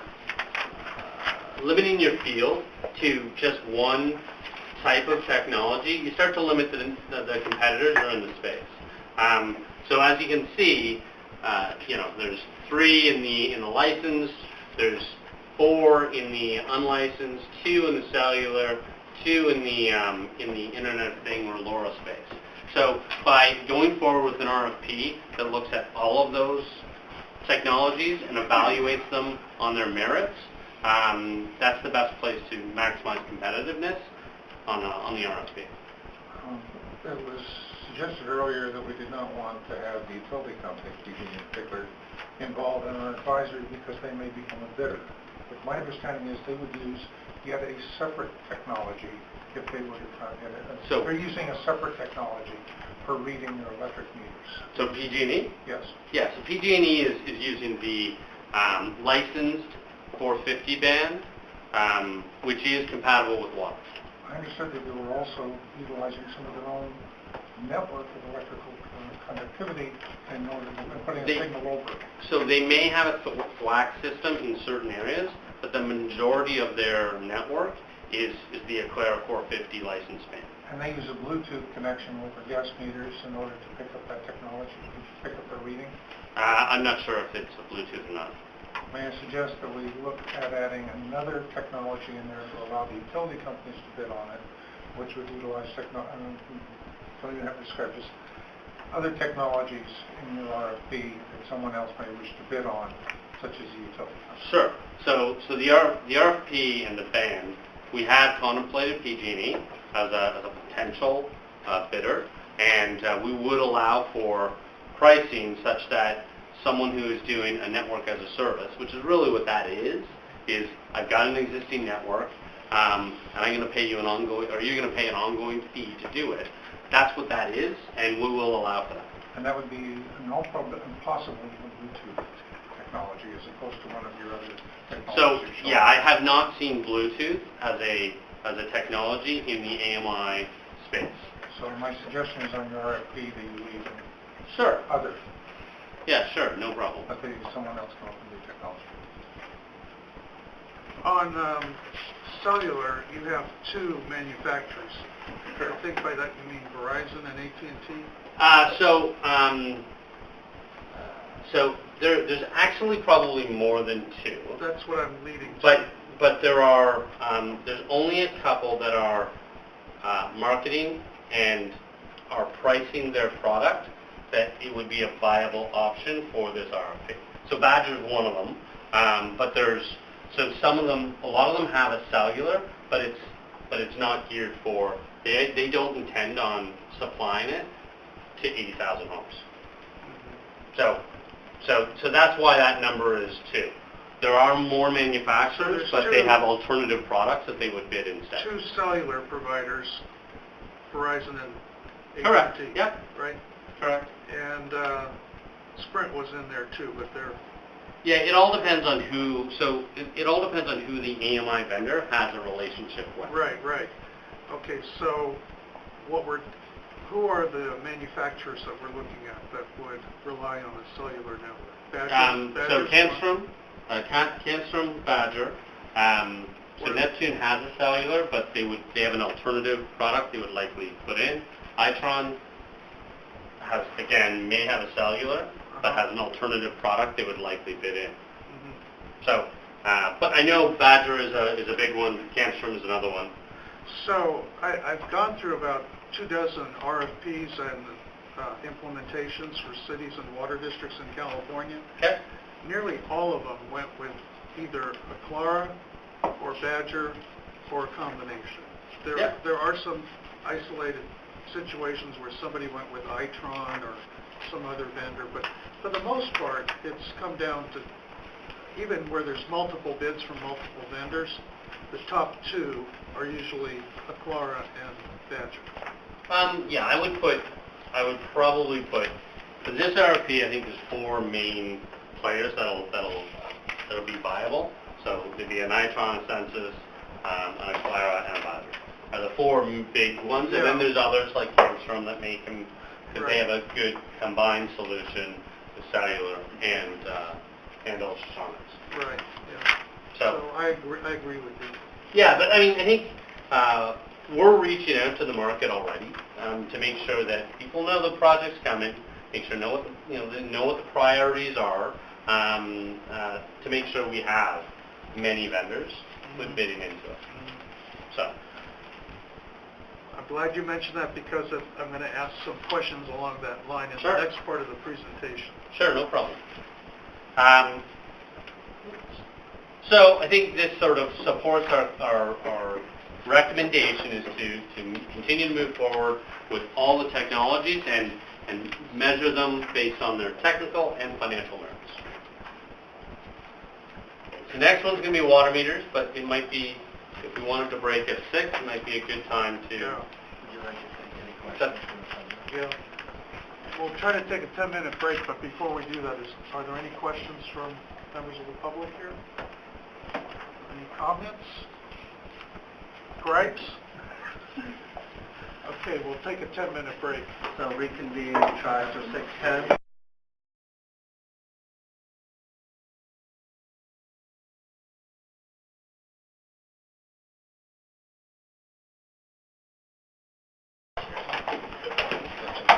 Okay, we're reconvening at 6:15. Thank you, everybody. Perfect.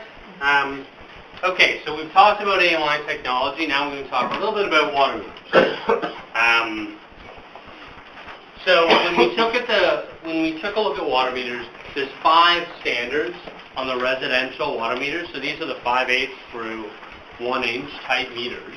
So they're the smaller, but they're the largest volume of meters the district has. So we looked at 5 different standards, and we looked at the performance, their history of reliability, and some of the key specifications that we wanted to look for. Our conclusion after doing the review was there'd be 2 acceptable standards that we would allow to bid into the future RFPs. First one is the C700 series standard, which is a positive displacement mechanical water meter. This is the water meter that you guys are currently using for your residential purposes. The second standard that we would allow was the C715 standard, which is an electromagnetic and ultrasonic type meter. So this is a non-mechanical type meter. This is brand new. This standard came out in 2018. So it's a new standard to ACWD for residential purposes. So the reason why we've sort of decided on these two, when we looked at sort of some of the key attributes of the different meters, so I'll start with the positive displacement. It's been around for the last 100 years. It has an estimated life of anywhere from 15 to 25 years. The study that was conducted in the 90s on district meters estimated that the meters should be changed out around year 16. The positive displacement does have a good flow range. It goes down from half a gallon per minute up to 25 gallons per minute. And the extended low range is pretty good as well at an eighth of a gallon per minute. Some enhanced AMI features. The positive displacement has a couple, but not as many as some of the others. On the whole, this standard, the 700 series, is a metallic, usually brass, bronze, bodied meter, no lead. And there's about 6 main suppliers to supply this type of meter. On the ultrasonic, it is new to the market. It's less than 5 years. Now, ultrasonic technology has been around a lot longer than that. But on the residential side, it's relatively new. It does come at a bit of a premium currently because the volumes aren't there. It has an estimated life of 20 years. And the one big difference with an ultrasonic is a positive displacement mechanical meter degrades over time. The accuracy degrades over time. Whereas an ultrasonic or an ultrasonic meter doesn't degrade over time. It has consistent accuracy right up until the battery dies. The flow range, so it has a broader flow range. It has a much better low flow accuracy. And on the extended low flow, it gets down to 0.05 of a gallon per minute. And that's accurate within plus or minus 3%. So this meter also does have some benefits on the low flow side, where it's now measuring water that a positive displacement meter would not measure. There's a bunch of enhanced AMI features. So there's an empty pipe flag. There's a potentially pressure monitoring and temperature that can be used on this type of meter. The material, the ones that we would accept are still metallic. They're either stainless steel or brass, but there's still no lead. The one drawback is the meter does require a battery in order to operate. When that battery does come with a 20-year life, similar to an AMI radio transmitter. When that battery dies, that meter needs to obviously be replaced. There are a number of manufacturers out there. There's about 7 that have come out recently in the last 2 years with ultrasonic meters. This meter probably would hold, when you go from a reliability perspective, the positive displacement are quite reliable. We know what the risks are. The ultrasonic probably have some additional supplier and technology risk. So the risk of them not working in 5 years. So there's probably additional risk associated with the ultrasonic because of how new it is. Let me ask a question, Brett. Yeah. So I had a question on the maintenance comparison between the two meters with respect to the electronics. I understand with the positive displacement meter, there'd be a electronic head. Yep. With the ultrasonic, it's all electronic. So I'm curious about the installation in an environment that could be hostile. It could be in a meter box that fills up regularly with water. Right. Could be could have a vehicle sitting on top of it and dumps a mechanical problem, and there's hydraulic fluid or oil or heat or cold. So in terms of all those environmental factors, could you talk a little bit about both of the meters with respect to their vulnerabilities to adverse environmental conditions? Sure. So I'll start with the positive displacement, and I'm going to talk about this register. I'm going to start with the encoder register. These registers have been out for about 30 years. Probably 20 years ago, many of the manufacturers who started to develop this product and had it out for, say, 5 years, they started finding problems with the design of the register. Water was seeping in, so they used to have 3 terminal screws. Water was corroding those terminal screws, interfering with the communication. So that's sort of one of the things that happened 20 years ago.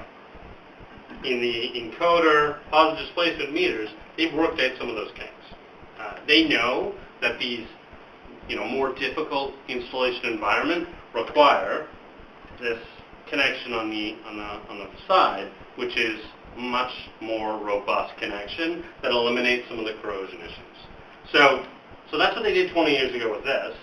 On the ultrasonics, I would say they haven't had that length of being installed in those types of environments.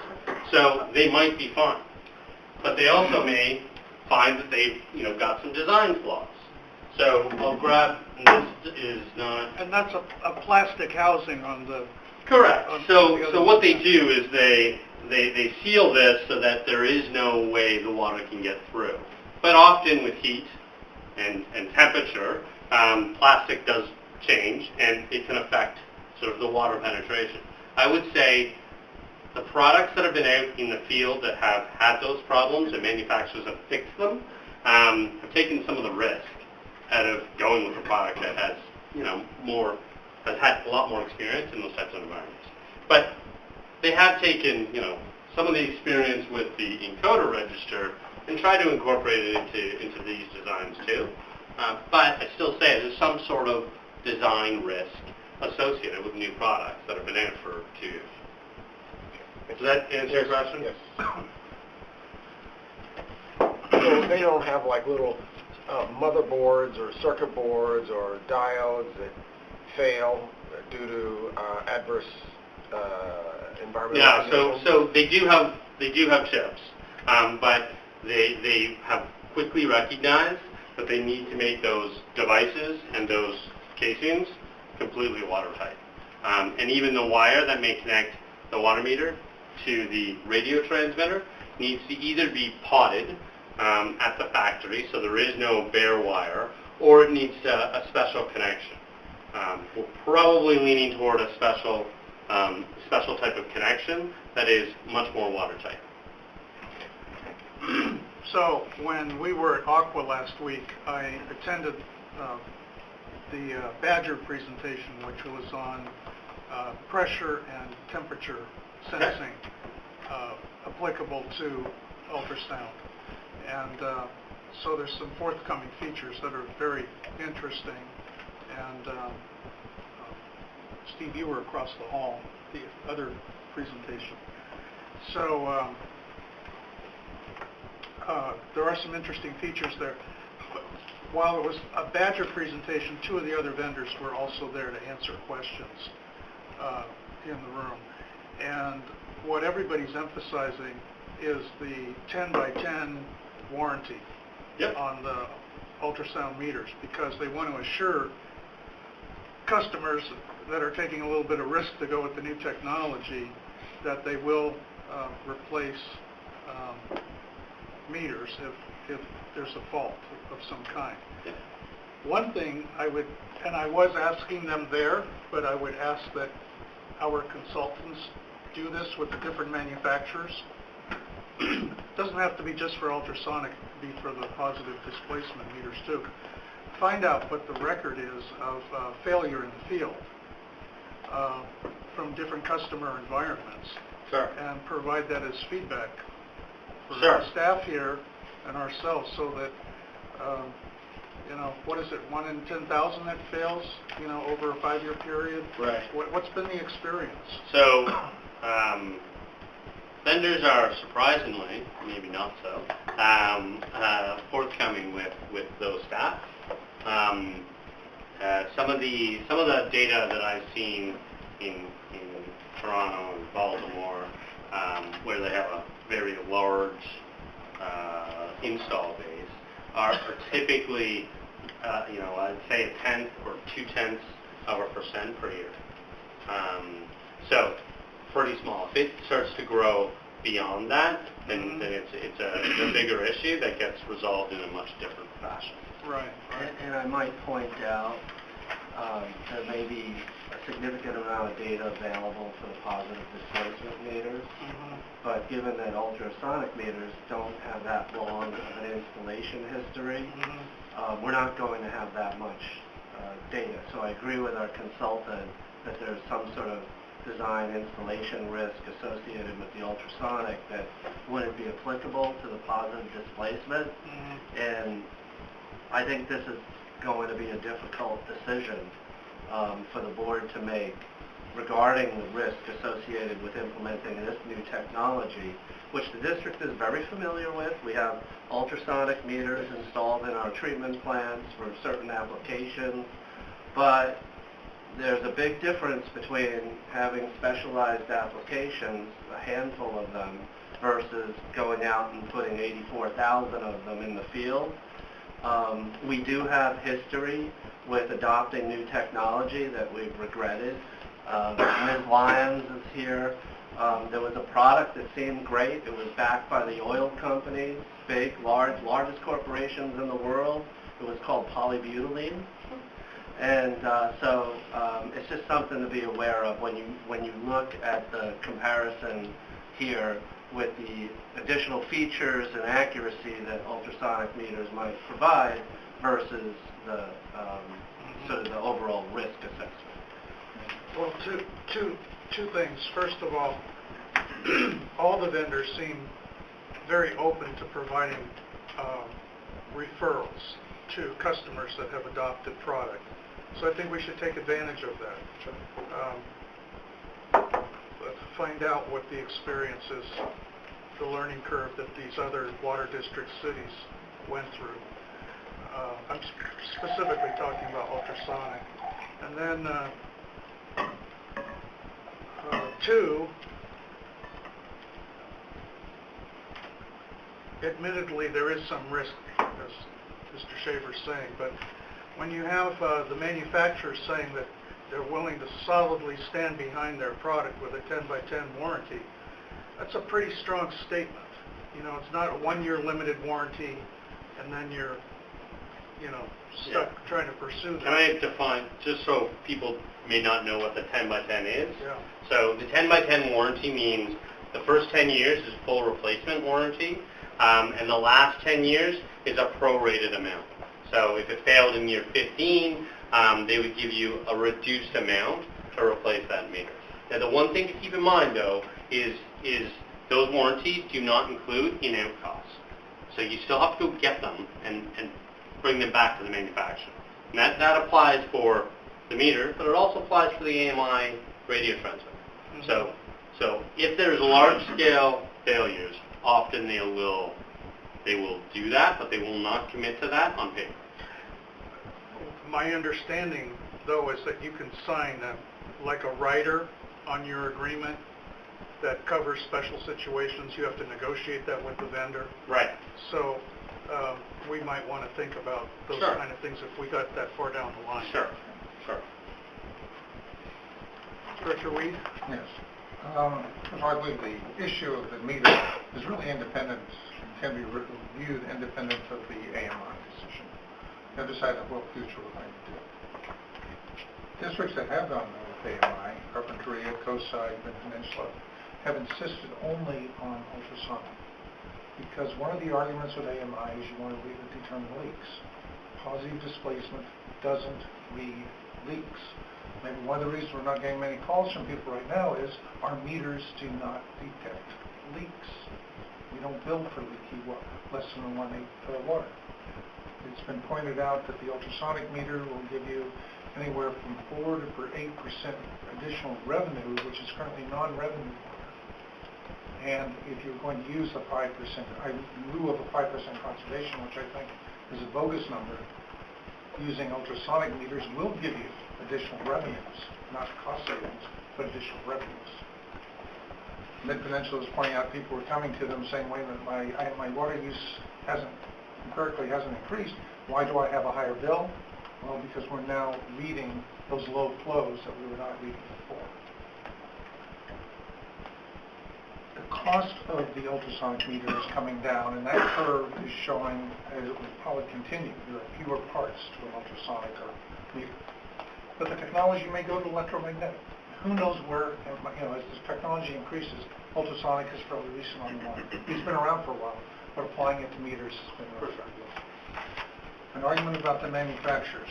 Arguing to Glenn Reynolds, who was a director in our district and now on the Coastside district, put an ultrasonic meter in tandem with his own meter at his home and read 8% greater use on the ultrasonic. Same flow, but putting them in tandem, and then had them do it at the district headquarters, and they found the same result. He was pushing for a European design, which at the time, which was more technologically advanced over the Badger, but felt in the long run that the Badger was better because it read the results in gallons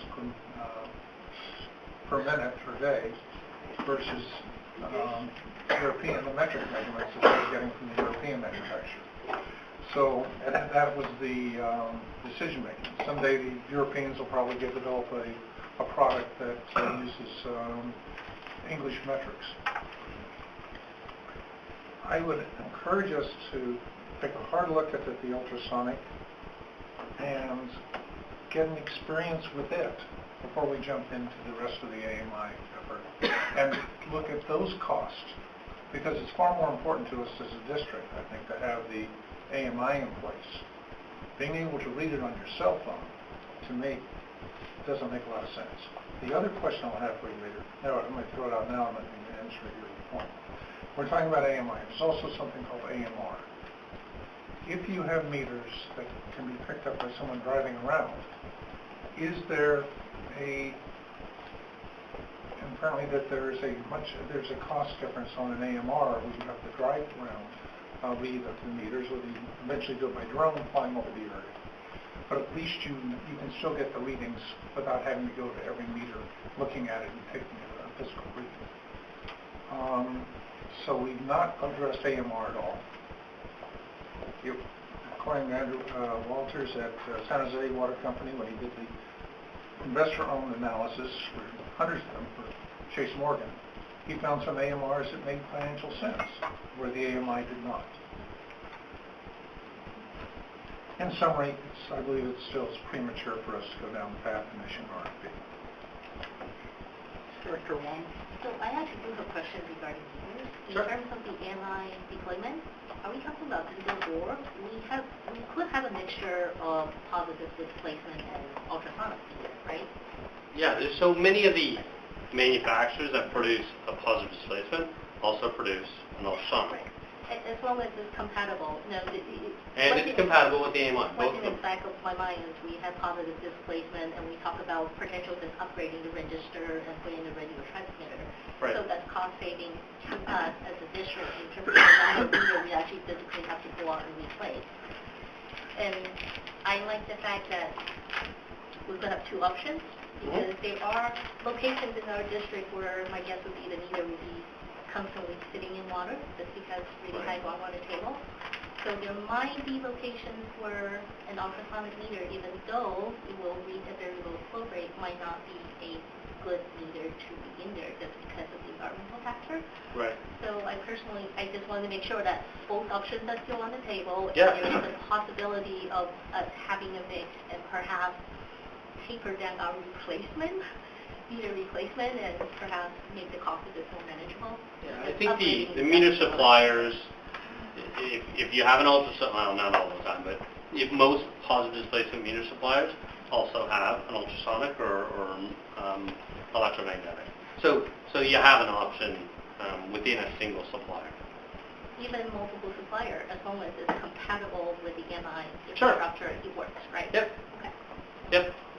So there's a single protocol, the Census or a Neptune protocol. There's two protocols. Okay. Both protocols, all of the manufacturers use. Okay. Most of them use a Census protocol.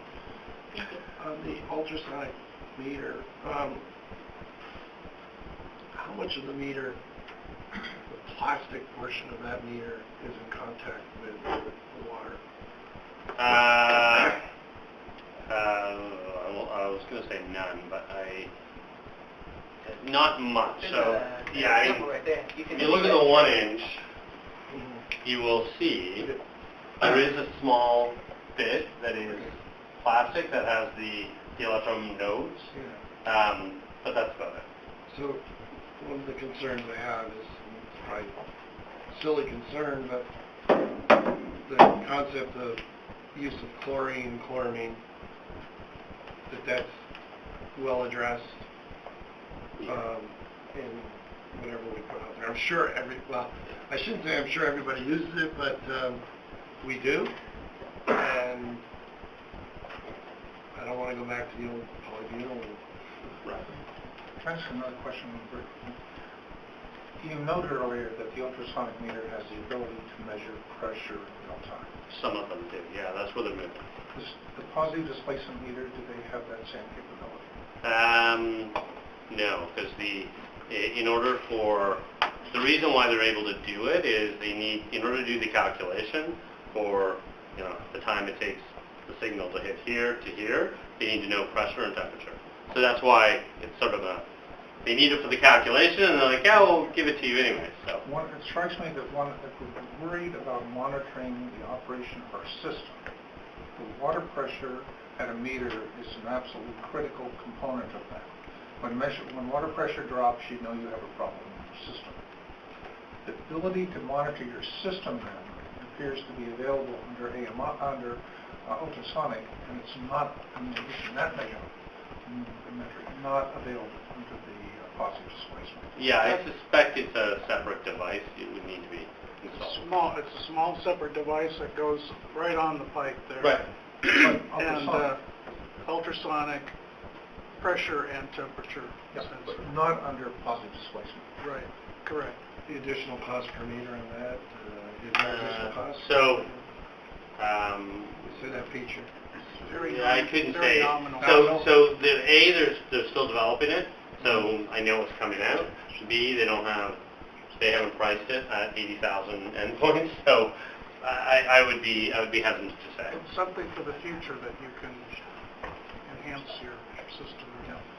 Well, I mean, Director Weed's absolutely correct. I mean, having the ability to have knowledge of the pressure of the system at 80,000 points or something close to there, particularly after an earthquake, would be very useful.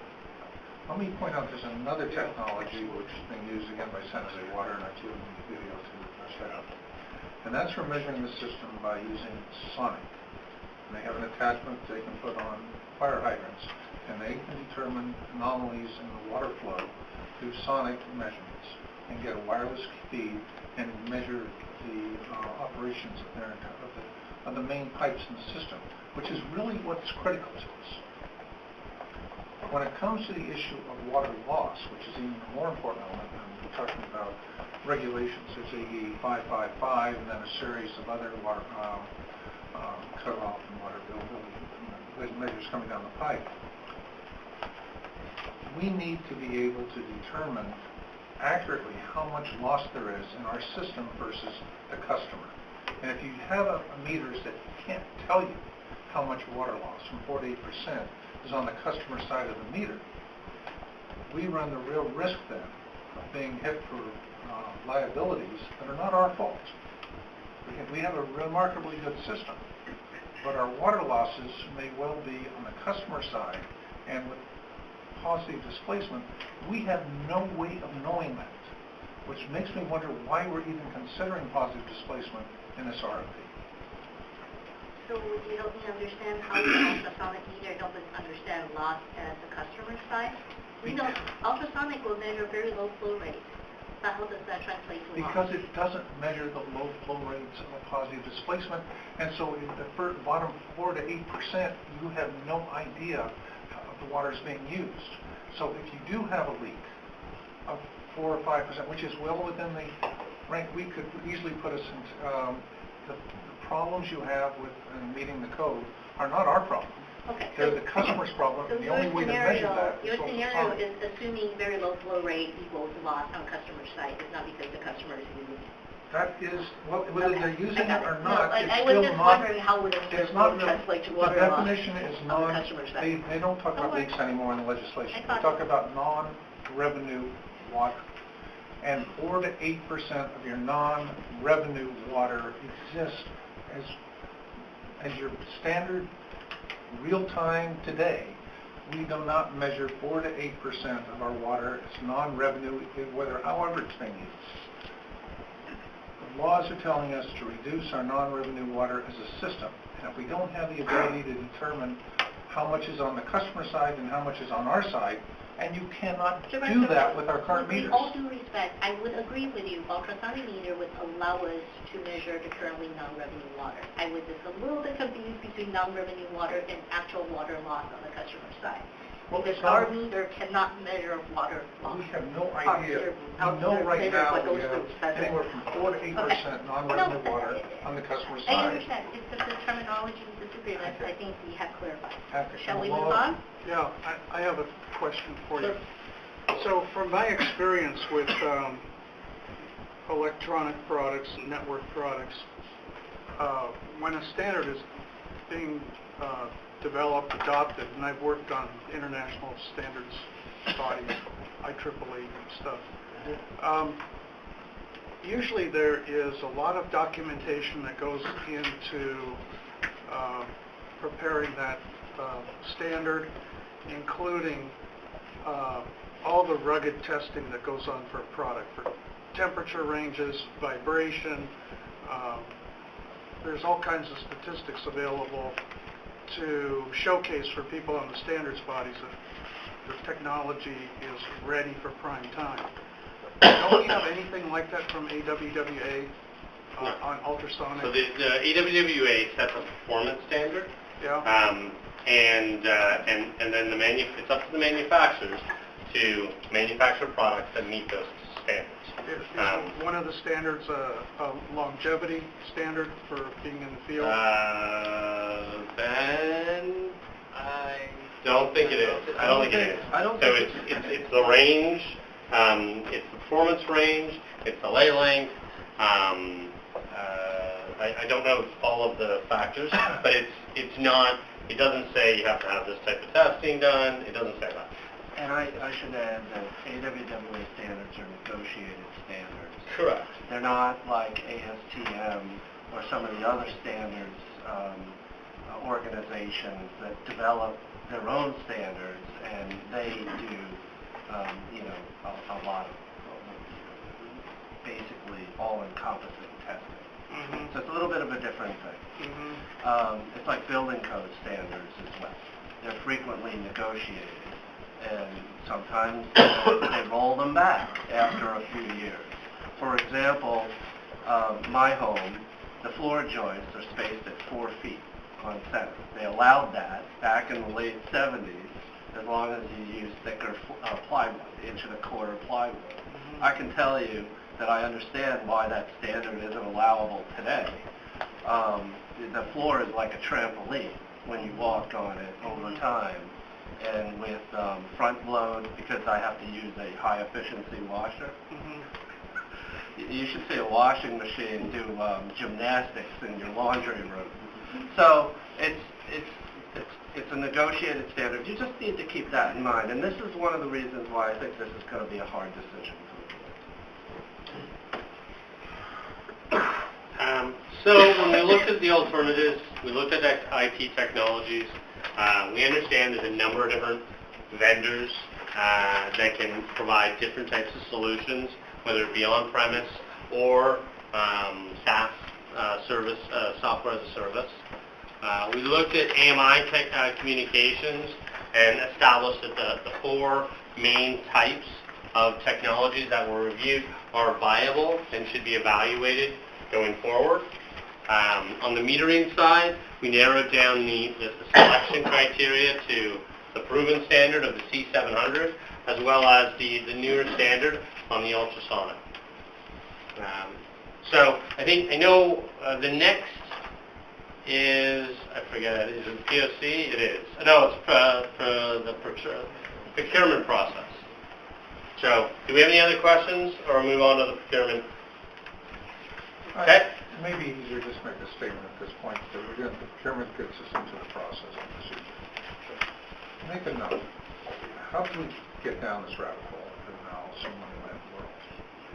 It came from the finance staff that we're looking for a way to reduce the manpower for going out and reading meters, and this seemed to be an alternative.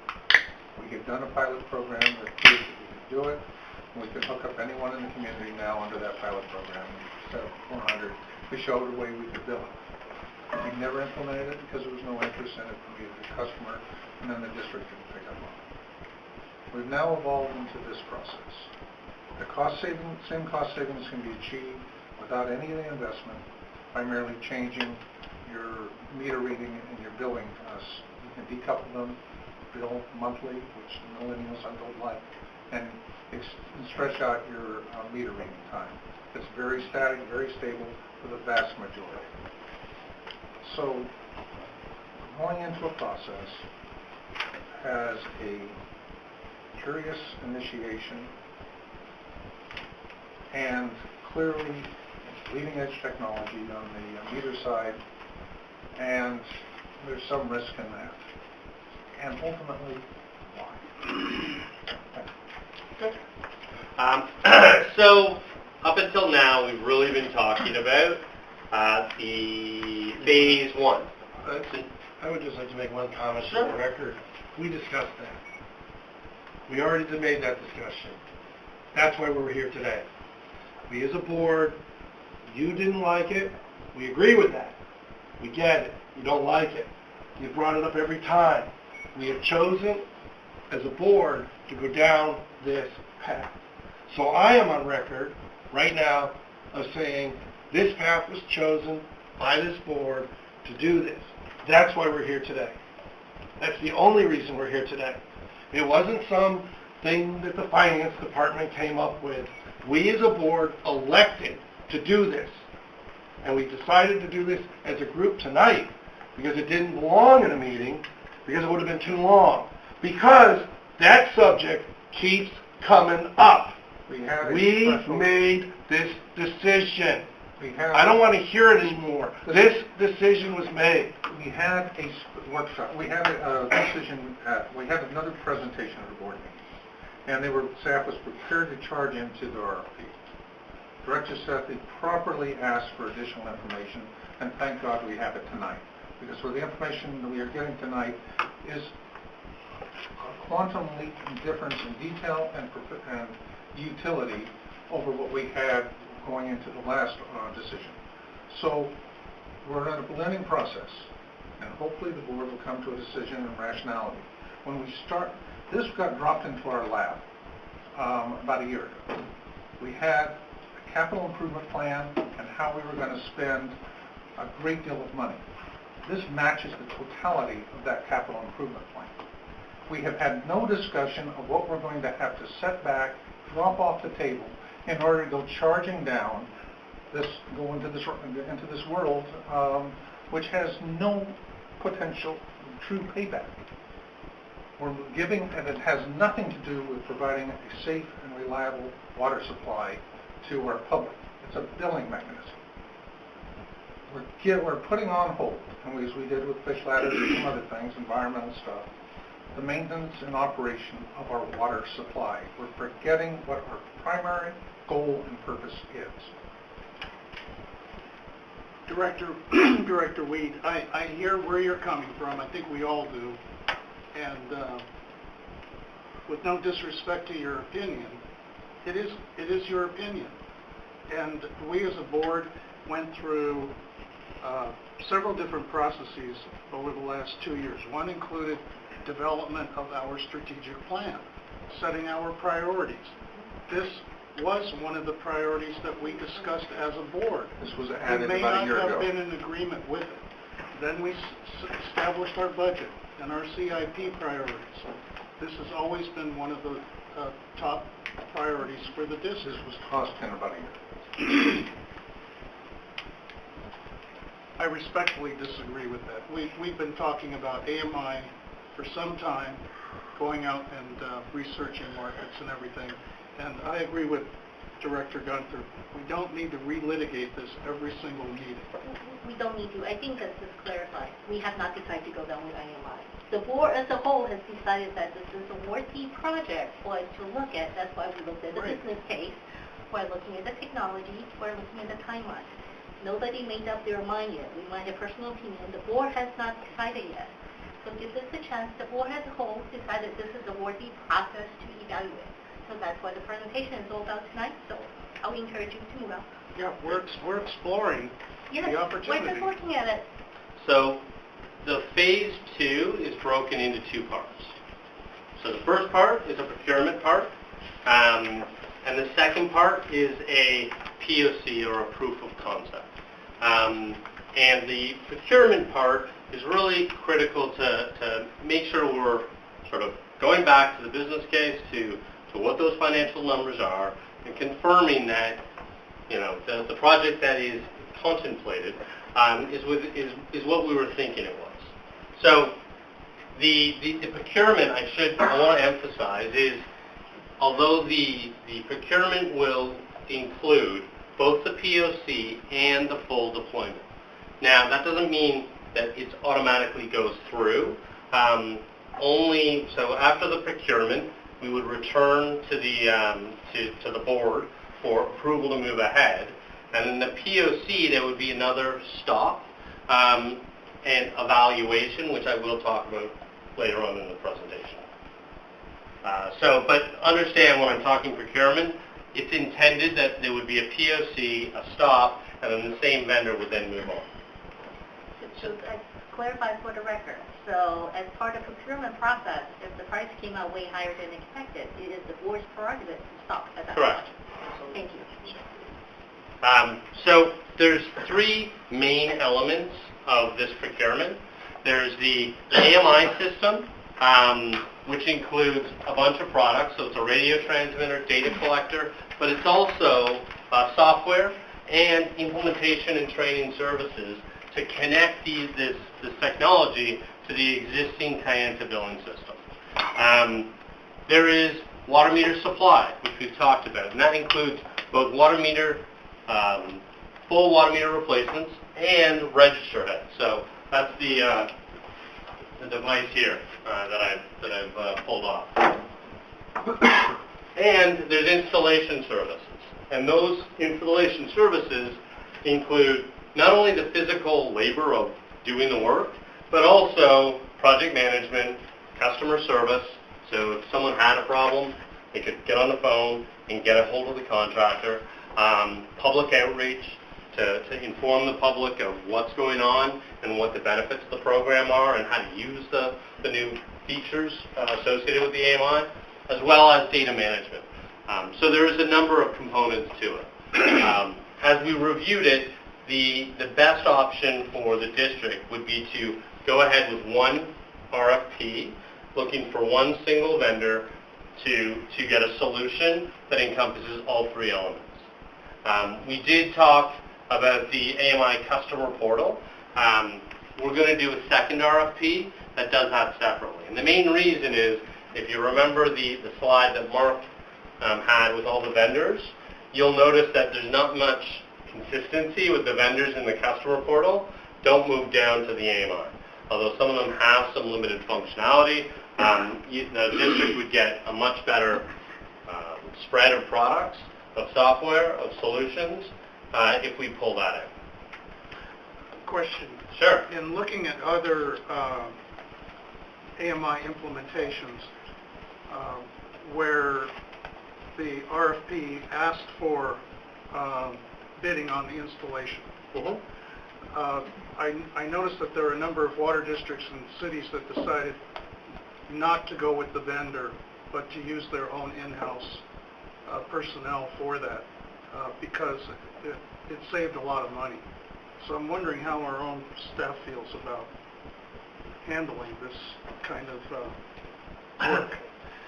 I'll let Mr. Peterson speak to this, but my initial impression is that given the development activity that's going on in the community, obviously this might not be today, it might be down the road, but based on current conditions, the ability of staff to proceed and change out all this equipment in a relatively short time frame like is currently being planned would be a stretch of resources. And I think this is probably an appropriate item given everything else that's on the district's plate to outsource for us, right? One thing I would like to add, when that program was suspended 4.5 years ago, through attrition, we eliminated a position, at least one position in the support group that installs meters as a result of the suspension of the meter replacement program. So we'd be looking at perhaps additional staffing requests.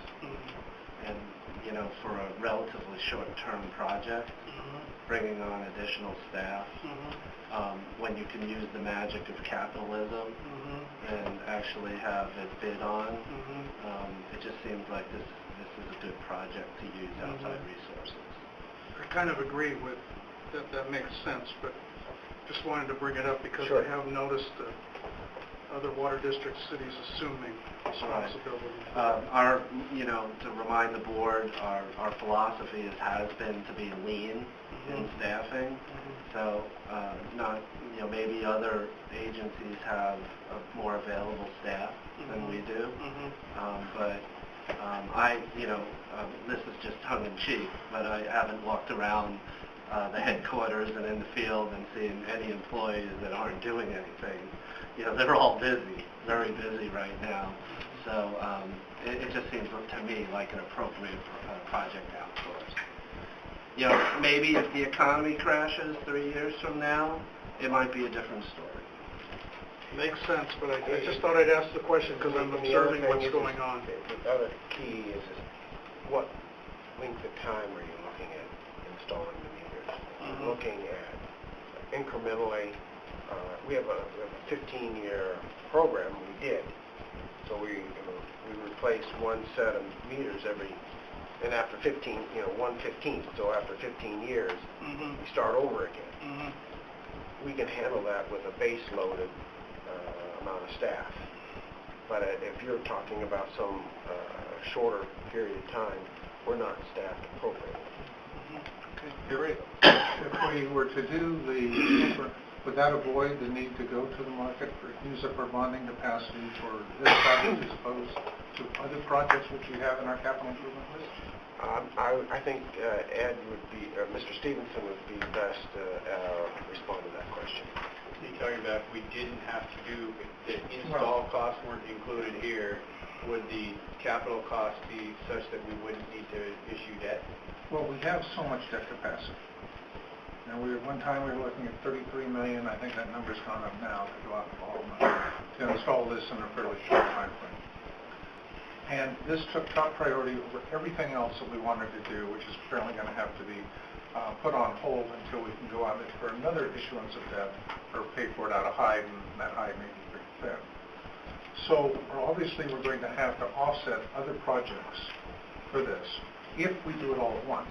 It's suggested that we can do it with our own staff if we spread it out over a period of time, and then we can use that debt capacity toward our other CIP projects and bring them up and get them done, and meet our primary objective to supply a safe and reliable water supply. Jonathan. Yeah, I think this sounds like is a question for me. This is queued up for you, Yeah, so I guess a couple of comments. I think we will bring a slide back that the board saw back in October at our financial workshop that shows our CIP spending. And what we see is a significant increase as we're doing this project and as we're doing fish ladders. So it's not that other projects are not occurring. What we're doing is ramping up our CIP spending over the next several years.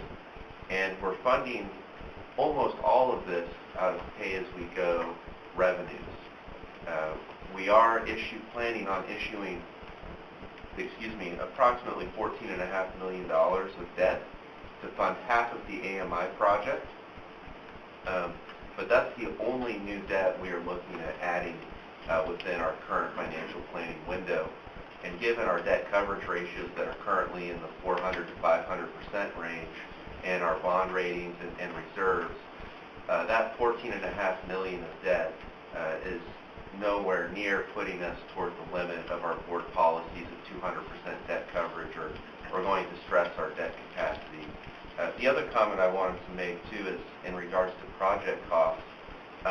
Definitely installation is a significant component, but it is only a part of the overall project cost. So it's not like that debt issuance would go down from $14.5 million to being eliminated if we did in-house installation. It might drop it down a few million, but it would not have a huge impact from the overall perspective of project costs. Thank you for the $14.5 million number. The last number we were showing was $33 million, and there was an indication earlier that it might even be higher. But it's okay, that's helpful. But I would also note that the projects we've been doing and putting all of our emphasis and money in have not been directed toward our water supply. And because fish ladders don't address that, this project doesn't address it. Well, I think for the record, we need to make sure that that's your opinion, not necessarily the opinion of the entire board. I'd like to make or the regulators. Sorry to interrupt you, Gunther. My apologies. Oh, no problem. I just wanted to make one more point because we are talking about the rate of implementation of an AMI project, and there is another significant issue associated with that. And Shireen is not here anymore, but one of the reasons why it's been recommended to us to kind of fast-track the implementation is because while you're doing that, you have a messaging challenge with the community, because you've got some customers that are beginning to be hooked up to AMI and receiving benefits, and you've got some customers that are not. So you've kind of got sort of two tiers of customer service going on with associated messaging challenges. And to keep that period of time finite and compressed as possible greatly assists the community outreach part of this project, which is going to be a very significant overall part of the project to ensure that it is successful. And if I may, from an inward-looking perspective, we're also going to have many dual business processes. The current way we do business as well as the AMI way of doing business while the project is ongoing. And I'm looking over at Mr. Carlson while I say this. I'm sure he would appreciate in our customer service division having, say, a 3-year window of those dual processes as opposed to a 5 to 10-year window. Director Weed, I also wanted to address kind of your recollection that we were looking at a full financing on the AMI. That is actually what staff had initially presented to the board back in October. The feedback from the board was to do less debt and more pay-as-we-go financing on that project, and the outcome was 50%. I can understand the dual process. There'd be an inconvenience and our staff capability. On the issue of being able to provide service, we could provide AMI to any individual in our district today if they wanted it. We showed that with our pilot program. If there's someone who really wanted to have that service, we could do it, whether they would subsidize that cost or not. We can do it now. We haven't found anybody who wants to. So the advantages of a single lead entity doing a single procurement is, one, the responsibility for all components are on a single vendor. So you've got one person that is responsible for all elements. Two, you've got you provide a competitive evaluation of the value-added features. So there are some AMI and water meters that have combined features and functionality. By doing it as a combined procurement, you allow for some of those value-added features to be presented. Payment is tied to functionality. So as these devices are installed, you're not paying to put them on a warehouse floor. You're paying to have them installed. And if they're not installed properly, and if they're not working properly and meet the performance, you don't pay. So it puts a real onus on that single contractor to make sure all three elements are working well. As well, if there's some financing, as we were talking about, if there are some creative financing options, coupling them all together would allow for a single vendor to have some creative financing options if they are available. And lastly, warranty is all-inclusive. So I spoke a little bit about the 10 and 10 warranty, that it doesn't include in-out costs. When we do a single procurement, you're able to say the first 1 or 2 years would include in-out costs. So if there were problems in the first year after install, they would have to go get that product from the field. So there's some additional benefits on the warranty side. So the process we're going to go forward with the procurement is first we're going to do RFP development. So we're going to develop the specifications for all the different elements to make sure it's very detailed on how we want, what performance measures we need the contractor to meet, and how we want it rolled out. Those specifications are strong specifications. There's a lot of shoulds, there's a lot of shalls. We know exactly how the technology and service needs to work to make it successful, and that's what we put into the RFP specifications piece. We also come up with an evaluation criteria.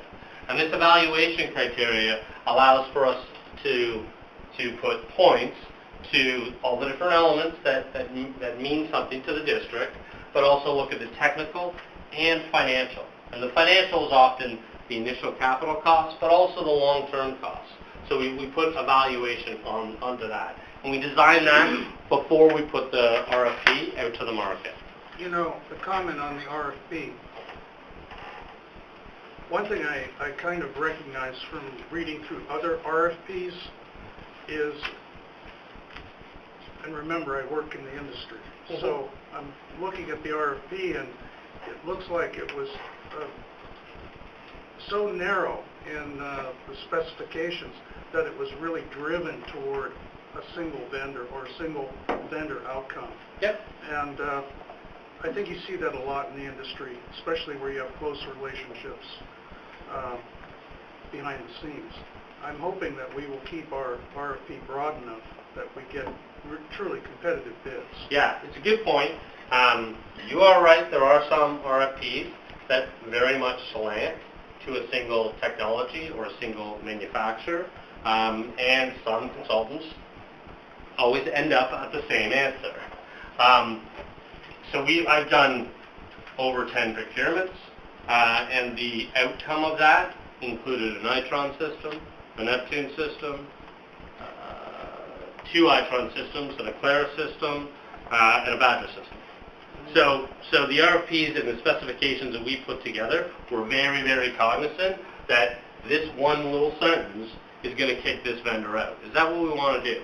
And that's what as we collect the, one of the things we'll do is do a scoping exercise, and we go through these detailed questions to say, okay, if we put this sentence in the 100 pages that we're doing, it's going to kick this vendor out. Is that the intent? If it's not the intent, then we modify it. So that's where we use a should or a shall selectively, but we're very, very cognizant of the impact it has on the competitive nature. Well, just as one example, the city of Belmont put out an RFP, and it said, we're open-minded to a fixed or a cellular solution. But then, when you read further into the RFP, it says, you must use and leverage the fixed wireless network that we already have in place. Right. You know, we've got antennas and yeah, towers. So if there was any language that's similar to that, then, you know, it'll be the project's team. It's our job as a consultant to tell you what impact it'll have on the market. It's the project teams and the district's job to say that's the outcome we want. So it's not our job to define it. It's our job to tell you what the impact is on the procurement. Yeah, I'm hoping you keep it broad enough that you Yeah, get it really is. competitive. So, and that's all the indications that we've had from the project team. As well, we do significant reach out to the market. So the market knows us. They know our materials. They know our specifications, and they know that it doesn't always land on a single vendor. I'll just keep on plugging away with when we're out for the market, it'll be out for about 8 weeks. We're really tight with our communication to the market. It's a very formal procurement process. Once they submit the proposals, then we go through an evaluation process. And we have a full key, it's an Excel sheet that is detailed that allows them to put points to those technical elements as well as the financial elements. So we have a proper evaluation of both components. So it's not just going to be the lowest price, and it's not just going to be the one with the most features. It'll be a combination of that. The specifications that we develop are quite strong, which allows us to have a pretty tight negotiation process. We're expecting about 4 weeks to negotiate with the vendors. And then finally, it'll be a selection and award, and that's when we would come back to the board with the recommendation of who that vendor would be, what the costs are, both capital and long-term. Joel, can I just... Sure. So this is pretty similar to the regular process that we just stepped you through. I think there's no surprises right here. But what I did mention earlier is that we're planning to come back to the board with the evaluation criteria. So that is sort of the new element, I guess, of this RFP process. So it's plain vanilla RFP process that, we'd like to come back with a discussion on those evaluation criteria before we go to the street. And the idea there is not necessarily to get the board to agree on the score sheet itself, but to make sure that we're considering the right things in sort of the right order of magnitude, and make sure we get board feedback, because staff doesn't get a lot of satisfaction of bringing back a recommended project that the board doesn't like. We had a presentation before the board for someone who was pushing a fixed system. The ownership of that, we would pay $25 million was the suggestion, and it was never clear who was going to own that fixed system around within the community. Currently, we don't have full coverage on that fixed system. So, do we suggest in our procurement that we're going to require that we have a system in place, communication system in place that serves the community before we go into the acquisition and implementation of the meters? Does that make sense to get your data collection system in place first and ensure that you do have the coverage before you jump into the full program, so you don't end up with holes? Yeah, so the network does, like, one of the conditions we put on the deployment, the network goes in first. If it is a network. If it's a cell system, then we don't have that stipulation, and it's a quicker layout. But so the network would go in first, but the meters would then quickly go afterwards. The difficulty I have with that, we don't know what the timeline is going to be to put in the network. If it goes in, as I might believe, it may well be in years, particularly as 5G is being implemented in the community before we get a system. The technology on the meters is rapidly changing.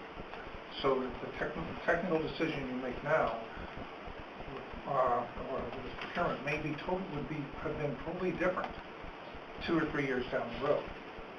The meters are improving with different technologies as time goes on. Time is your friend in this case. Doing it quickly is your enemy.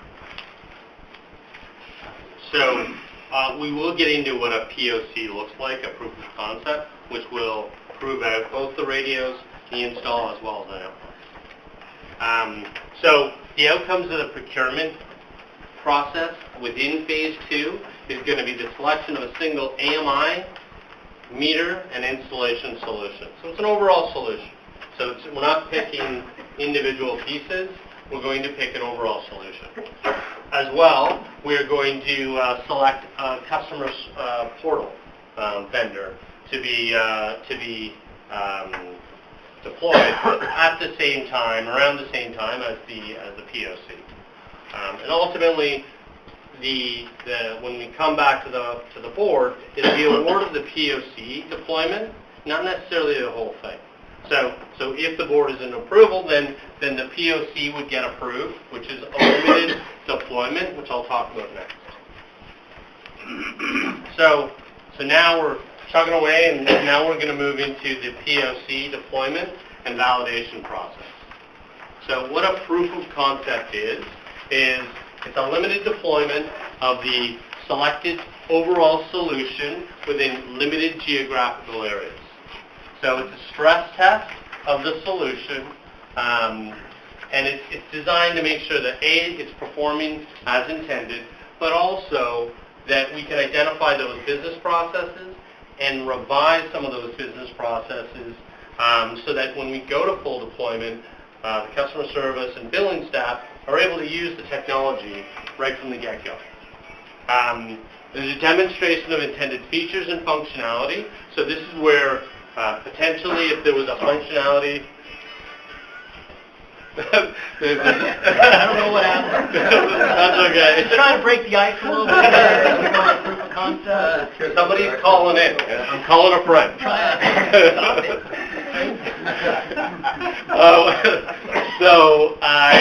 We're going to validate the intended features and functionality, and we do that through the conclusion of a user acceptance test.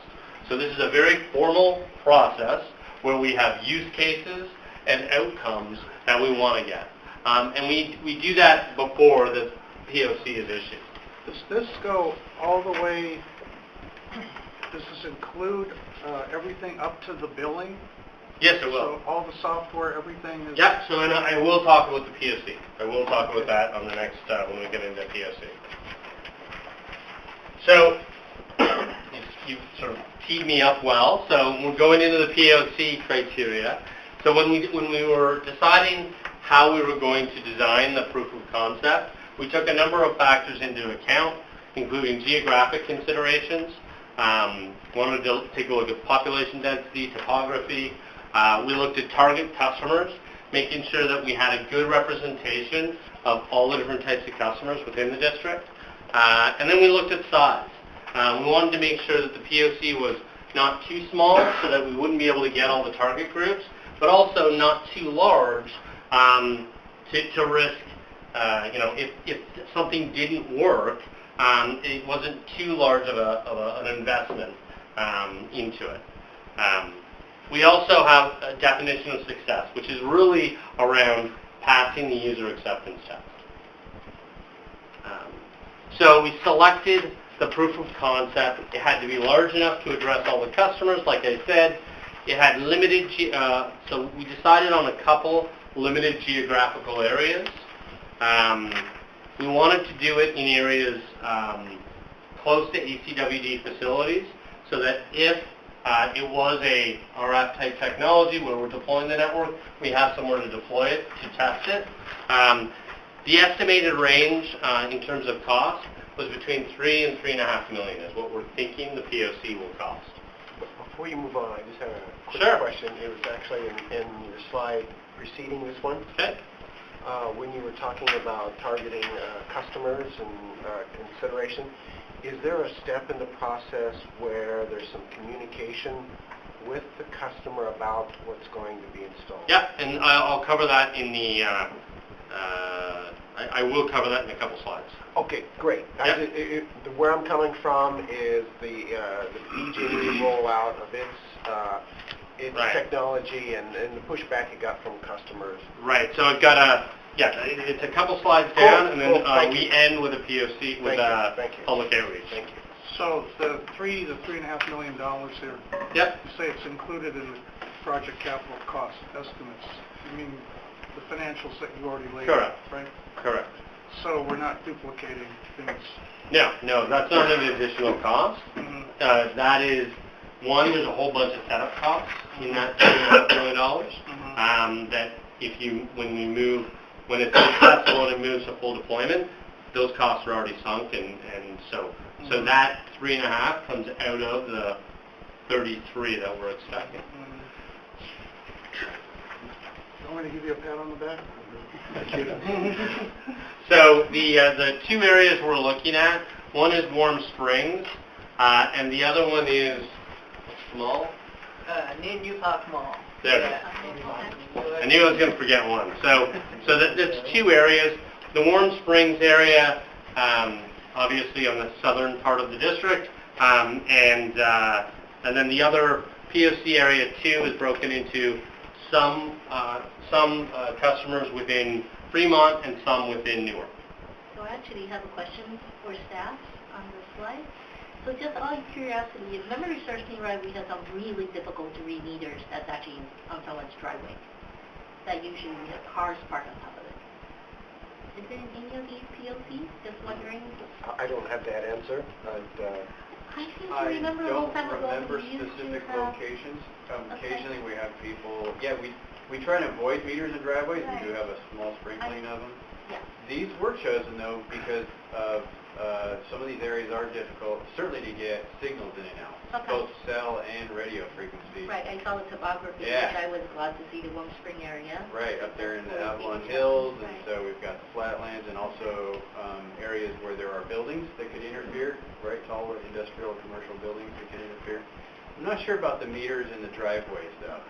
Yeah, so we've got very few of those, but we'll look into that. Okay, thank you. I believe some of those are in newer development, in filling that newer area. Yeah, I thought it was Some of that multi-res. zoning thing. Yeah, so just look into it. That was more out of curiosity. Sure. Question that if we're doing proof of concept, that might be something that's interesting Right. to look at. Yeah. Okay. Good. Well, might we be able to also add on an individual basis, if anyone who might want to get this type of information, like a member of the board or others, so that we help in our public communications. You know, people, if you want to be able to read want to read your cell phone, we can do it, and tie it in with the same system that we're now putting in place. There's issues with the receivers, the transmitter, and where we have the ability to pick up the data, right? If it's a cellular network, sure, but if it's a fixed system... We're not going to go with the POC, or we're not going to go into the system until we have universal coverage, but most of the town we already have coverage on. So there may be some isolated places we don't. But I would assume most of the, if you wanted it at your home, I would think that we could do that today. I will be a guinea pig if it's at no additional cost to the district. Do we really want a board member participating on something that we're going to... future bill? Yeah, Oh, that's true. I have to so vote I on think- it, so no. Right. I think the reason why we put two geographical areas, one, we have to ensure the network is deployed, so we don't want to deploy it across the entire district. If we are doing a fixed network, if it's cellular, there's some efficiencies on the installation side that if we keep it very tightly, densely, and they're on the street and they do everyone on the street, the costs are quite low. If we're bouncing all around, it usually costs a lot more to do the That's a install. really good point. But this could also be hooked up to the Wi-Fi that everyone in the community has in their own homes today, correct? No. The Wi-Fi is not any water AMI system that is deployed right now is not using Wi-Fi to go from the meter to Wi-Fi. But there's no prohibition, or there's no technical barrier there. It's a different technology. It's either cellular technology or the RF. The RF bands that are used in AMI is a band that doesn't need a lot of volume to go through. So it's a different type of technology. Okay, we're going to soon have the Internet of Things, so it strikes me that anyone will be able to hook up to the system. Yeah, there's some limitations. I really want to make sure that when we set up a proof of concept, we're setting it up for success. So that's mine is an add-on to the POC. right. And, I'm sorry, couple of things. No directors have property interests in these areas, correct? No. Okay. And the second thing is, this is a proof of concept. I'd be very reluctant to roll out some sort of district program that isn't associated with that for a program that theoretically we haven't made a final decision on. That's true. And would require a massive amount of public outreach and communication just to let them know, even if we wanted to do this, that it was possible. We have 400 people that are currently hooked up to this capability when we did our initial pilot. Sorry. No, that's Director Weed? No, my point was we already have 400. We did a pilot study earlier that had hooked up 400 of our quote meatiest customers, and so that installation is in place. Is it? Barry, what's the status of the initial pilot that included some 400 meters? It's decommissioned. So can you complete that explanation a little bit more? What happened to the equipment? So the equipment is actually still sitting in the box. If the meter has not been changed, there's no reason to take it out of the box. Bingo. But the equipment is not functional, and it's extremely out of date, and it's also equipment that was not designed to be in a water box. So that program has since been decommissioned. Okay, so my question is, you go through the procurement and vendor selection phase, then you do the proof of concept. Yeah. So we're not doing proof of concept for multiple types of... No. Yeah, and so if you end up, let's say it's a Clara that you end up with. Sure. And why do you need to go through the proof of concept when they have so many field installations already out there? Good question. So the proof of concept is not just proof of AMI technology. It's proof that the AMI technology can work with the water meter selected. It's proof that the installation process can capture the data on the AMI piece and on the meter and get that data back into the existing system. And it's proof that when that data is in the existing system, the interfaces are working properly. Mm-hmm. And then we also add on, we also want district staff to use that data. So we're going to make sure there's some touch points on the business processes to make sure those processes are being used. So one of the biggest risks, so Aclara is one of the longest, it's a vendor that has had the most experience in AMI. The biggest risk on these types of projects is the installation piece, where the installer, mixes up this radio with this meter, or they don't get that data back in time or correctly. So the proof of concept is not just testing AMI. The proof of concept is testing the whole solution. Mm-hmm. And from my perspective, it's essential, because one of the risks that we haven't really talked about is the risk of lost revenue. Mm-hmm. If the system doesn't work, it wouldn't take very long. And if you're trying to troubleshoot, an 84,000 element beast, 1 week of lost revenue would have huge financial implications to the agency. And imagine trying to communicate back to the public. Mm-hmm. That's when the public decides maybe it wants a new board, and the board decides maybe it wants different staff. So I think I just want to make it very real. So all of the projects that we've designed have included some sort of POC. And on a number of large-scale projects, as a consultant and contract manager, we've recommended shutting the contractor down.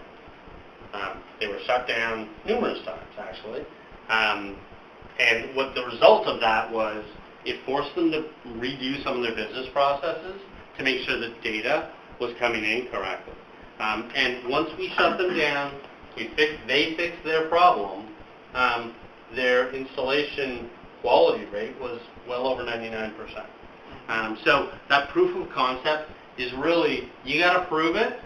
There's a carrot at the end of the day. If you prove it, and the board agrees it's the right solution, then you get the big deployment. But again, I've shut contractors down. I'm not a huge friend or a fan of me when I do it, but it's done for a reason. And when you use it in this frame, it makes sure that a problem doesn't persist beyond a small deployment. Do we have any questions from the public here?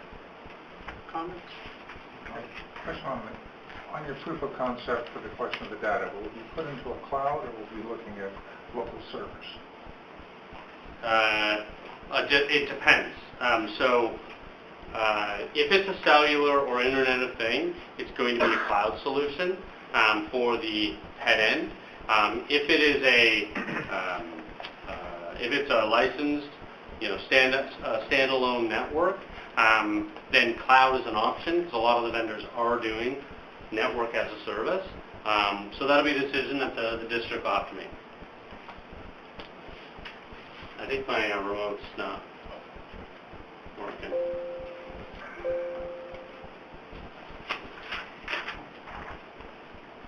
There we go. So I think I talked about this one, but I'm going to move on to this. POC2, one of the reasons we chose this area is because of the densely populated houses, much more dense than the Warm Springs area that have larger properties. They have a large variety of commercial and multi-res customers in that area. And again, we felt that they were going to support all the business drivers, so we can test to make sure those things are being achieved. This is the number of customers that will be affected within the POC. So there's about 3,300 homes that will include in the POC across the two areas. And you'll notice that the residential, the customer type there's quite a variety. So residential, industrial, residential landscape, and multi-res type customers. So what does a proof of concept look like? First, there'll be a mobilization process. And that mobilization process will require the project team to do business requirements gathering, have the contractor start to set up some of those initial software and interfaces, do some of those interface designs. In order to get out of the mobilization phase, there'll be an initial user acceptance test. And that basically says, the contractor is ready to actually start installing in the field. Once they start, and during that mobilization, you'll see at the top, the little white dots here, we have customer engagement. So we're going to have some stakeholder meetings. As well, right before the mobilization ends, we'll have some open houses within those affected areas. So it'll just be isolated to those areas. Once we get into the deployment, that's where the integration will happen.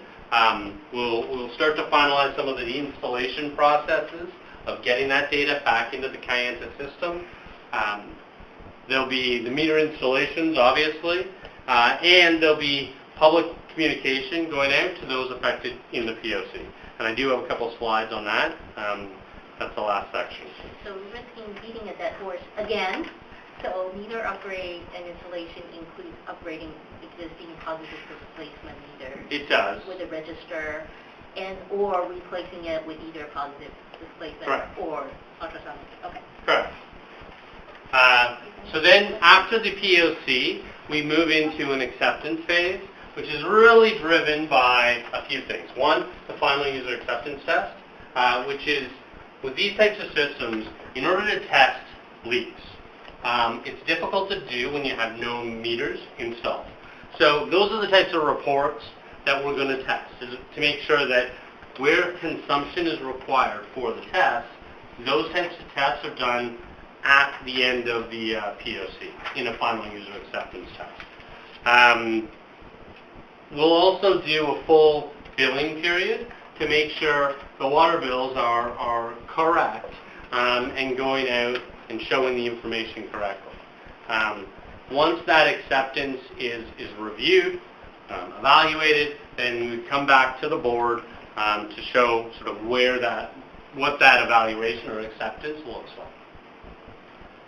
Okay, can I ask a Sure. question? So you have the elements, can you go back once? Yeah, no problem. You have the elements here on acceptance of developing the criteria on are we satisfied, do we want to move forward? I just am making a request that you define what success is so we know we've reached it. Okay. So we've already established, we did a performance workshop with the project team. Okay. So we've already established a bunch of KPIs.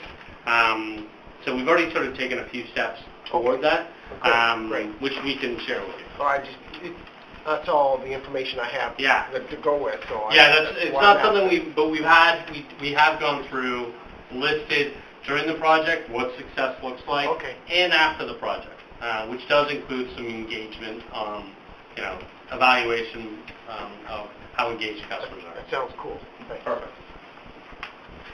So now, my last section, I think, is public outreach. So it is really important for a project of this nature to do a good public outreach program. One, you want to make sure people know about it, what it is, why you're doing it, what the benefits to the district are, but also you want to try and engage the customer. So you want to make sure that if we have it, when we roll out the customer portal, you want to make sure that people know that they have that as an option, and you want to encourage it to use. So we do that through one, key stakeholder meetings. During the POC, we'll have 2 open houses, one in each area, that the public can attend and ask questions. There'll be media outreach, so there'll be media. Sorry, I just lost my train of thought. And then there'll be customer notification and some customer feedback. So often there's a website and web pages that'll give information. It'll also give the customer the option of providing feedback to the project team. If I might throw in something here, San Francisco set up a whole different section on their website for the rollout for AMI. Yep. And with frequently asked questions, with press contact, all that kind of stuff, which I think is really useful. That's in the plan. Okay. That's in the plan. We have to do that. So now I'm going to take a look from a customer's perspective. How do I know as a customer, if I was a customer of the district, what's going on? So first, they'll get notification of the open house. So they'll have an opportunity to come out, ask questions about the program. What's it going to do to me? What's the benefits? What's the frustrations or concerns they may have? And it's a great way to sort of engage the customer. 2, there'll be a pre-installation notification. So this is basically going out to an area saying, hey, we're coming to your area next week to install meters. 3, the installers will go to the actual address, knock on the door saying, hey, we're about to turn your water off. Are you in the shower? You're not in the shower? To make sure that at least if people are home, they're aware that the work's going on. And often, the vehicles that are going to be out there, the uniforms that are going to be out there, are going to have the branded look so that they know that it's associated with the program. Once the installation is done, then we leave a notice that tells them, hey, we did work at your house, and that's a good opportunity to start to promote like the customer portal. The customer portal may end up being rolled out later, like near the end of the POC, so it may not be ready right from the POC, but we would still have, if we did do that and we would hand those out when the customer portal was available. And then there would be, obviously, throughout the program, there would be customer service support. So if people are wondering who's out there, there'll be phone numbers to phone in to be able to answer any questions. And then there'll be the opportunity to give feedback either through the website is probably the best place to gain that feedback. But also through the phone, so they could phone the contractor and provide feedback that way. What has been your experience on these kind of rollouts in terms of signing up customers, getting their acceptance? Do some people or a percentage say, nope, don't do anything? So, so we have access to, typically what we do is, during the pre-installation notification, there's a clause in there that says, if, for some reason, you want to book an appointment to do the work, then phone this number before this date, and an appointment will be booked. If somebody is refusing to do the work, it would likely be on them to phone and refuse through the phone number, which the contractor would likely do. I don't know if we exactly panned out, what the next steps would be for that, but there's options. There's, it ranges from turning water off to having a higher manual read cost to, sorry, we don't take refusals. So you could do any of those. I don't think we've decided exactly what, because we have access to the meter, and it's not on private property. So there's a few options. Mr. Shaver, a question. So when we communicate to the public, are we saying this is a mandatory upgrade, there is no opt-out? We haven't made that decision yet. That's something that we need to come back to the board about and discuss how you feel about whether or not we want to provide opt-out, and if so, what does that look like? Is it, well, now we have to send a meter reader out to your particular house and every 2 months, and therefore there's an additional cost to the district, and we'll be happy to add that to the bottom line of your water bill? Or do you want to absorb that in some way, or do you want to make it mandatory? So that is not something that we've decided. It's a kind of a detail that's related to whether or not we're going to go forward with the project. Just to add to what Mr. Shaver said, at this point, we don't know what the customer feedback is going to be related to, no, we don't want this technology at all. It might be best to wait a little bit until you have more information that may feed into how you want to address the issue. Well, that's why I'm asking what your experience has been. So typically, the open house is where those people that are most concerned about the technology come out. And the nice thing is you're able to engage them. Some of them are open to really understanding if it is a safety hazard, which it's not. Some of them have already made their mind up. But at least you're able to engage with them, and we'll map out a process that, if you say do this, then this is what'll happen. So, but that'll have to get worked out, and obviously you guys will need to decide on what happens. But if at the open houses you're only getting 1 or 2, it is unlikely you're going to get a big. It's usually just at the open house they'll come out and voice their displeasure. I'd like to make a suggestion just for your consideration. Sure. Think about it. When I've done beta testing on network products that I've put out into the field with customers, sometimes it's been through different channels, the channel partners or the end user. When I've done customer feedback surveys, the surveys are driven either by myself or people that I'm working with, and then you don't learn what the latent requirements, the underlying customer needs that sometimes you miss out on. So what I've always tried to do is set up a small focal group after doing the customer survey, because that gives you an initial idea of what people are thinking. But then if you can pull in 24 people into a room, say, hey, we'll give you lunch or something, you can start exploring things one-on-one with people that you would never find out any other way, you know. And then when you roll it out for all the customers, you've got your messaging on track. You've heard some of the, you know, issues that you may not have really thought about. I'm not taking that approach. It's definitely the public outreach communications firm that we're using has a number of different strategies to sort of meet the goals of customer engagement. So it's a good suggestion we can bring to them. Good question for Bob. The city of Hayward rolled this out just about a year ago, correct? Something similar? I'm not that familiar. Are you familiar with Hayward's rollout, Ed? I'm familiar that they have a system, but Ben probably knows about Okay. their I saw next door chatter, and I don't know if Rita saw any chatter on, but maybe yours didn't overlap. And no, it did not go very well, the next door chatter.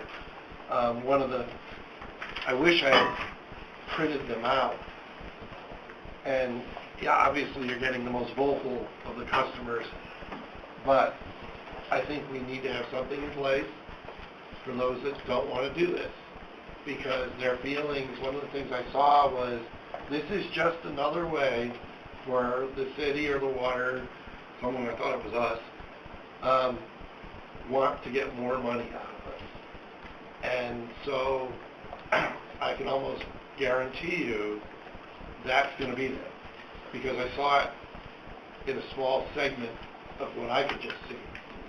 And it didn't, I don't know if they didn't communicate it properly.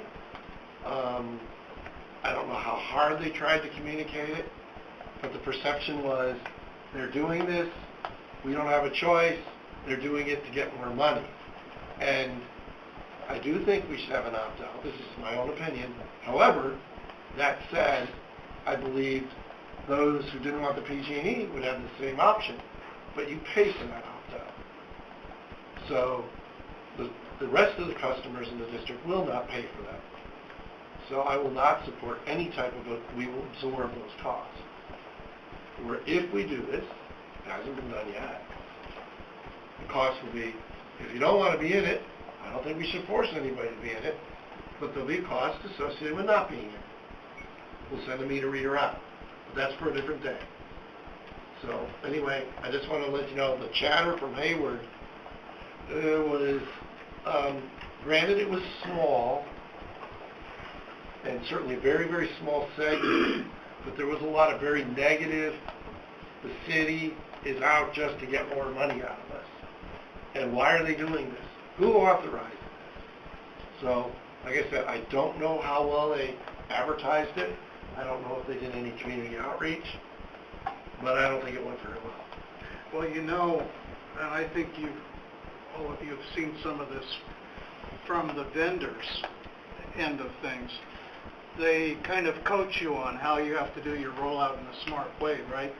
And all of them talk about the fact that in nearly every community, this PG&E effect comes into play.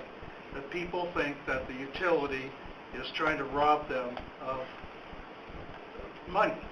You know, they're trying to get more, milk them for more money out of their account. And you can see the chatter, whether in every one of the cities in California that's tried to do a rollout, there's this same kind of chatter. It's just an inevitable consequence. So we have to be ready for that. And now it's even harder to counter when you've got next door, you know, out there, where people can flame things throughout the community.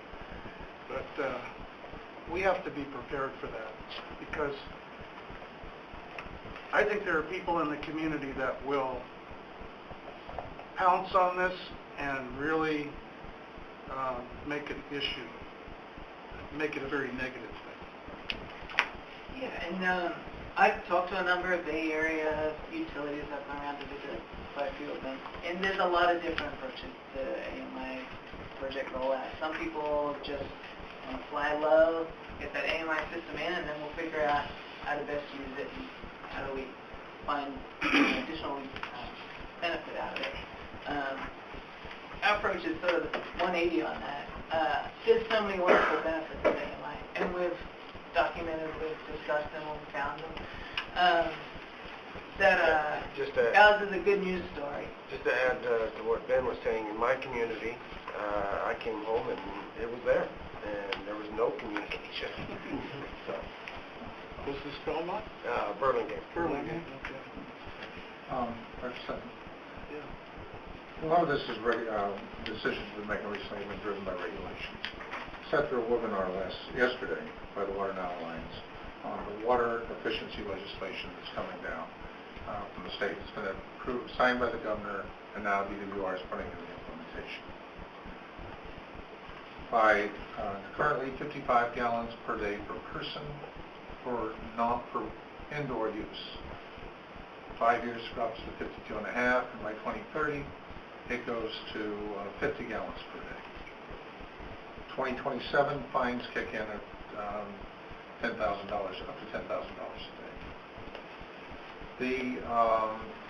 But one of our challenges, it strikes me, is apartments. Currently, we've been requiring sub-metering. We have newer installations, but it's relatively rare, but it's coming on.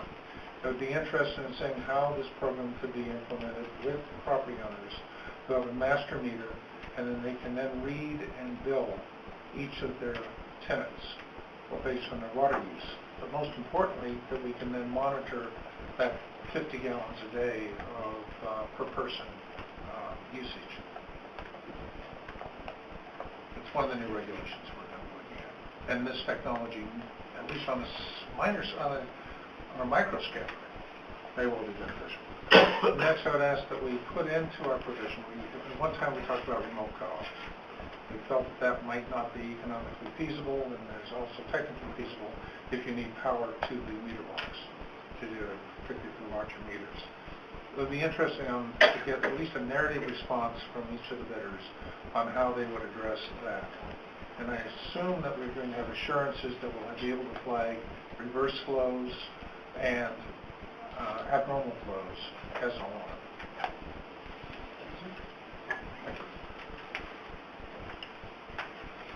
So on the ultrasound unit, refresh my memory here. Is there a valve that shuts off? So there is a couple. No, not as the base product, but there are products that are coming out as an ultrasonic with a valve inside, but it comes at an additional cost. Okay. And you can get that functionality with a conventional positive displacement meter. It's not a conventional. So there are a couple meter manufacturers that have modified the meter body to allow for it, so it still goes into a ley line. So I wouldn't call it a conventional positive displacement meter that does it, but there is one or two that does do it. I think there's some bolts on. There is, but then you have to start messing around with that.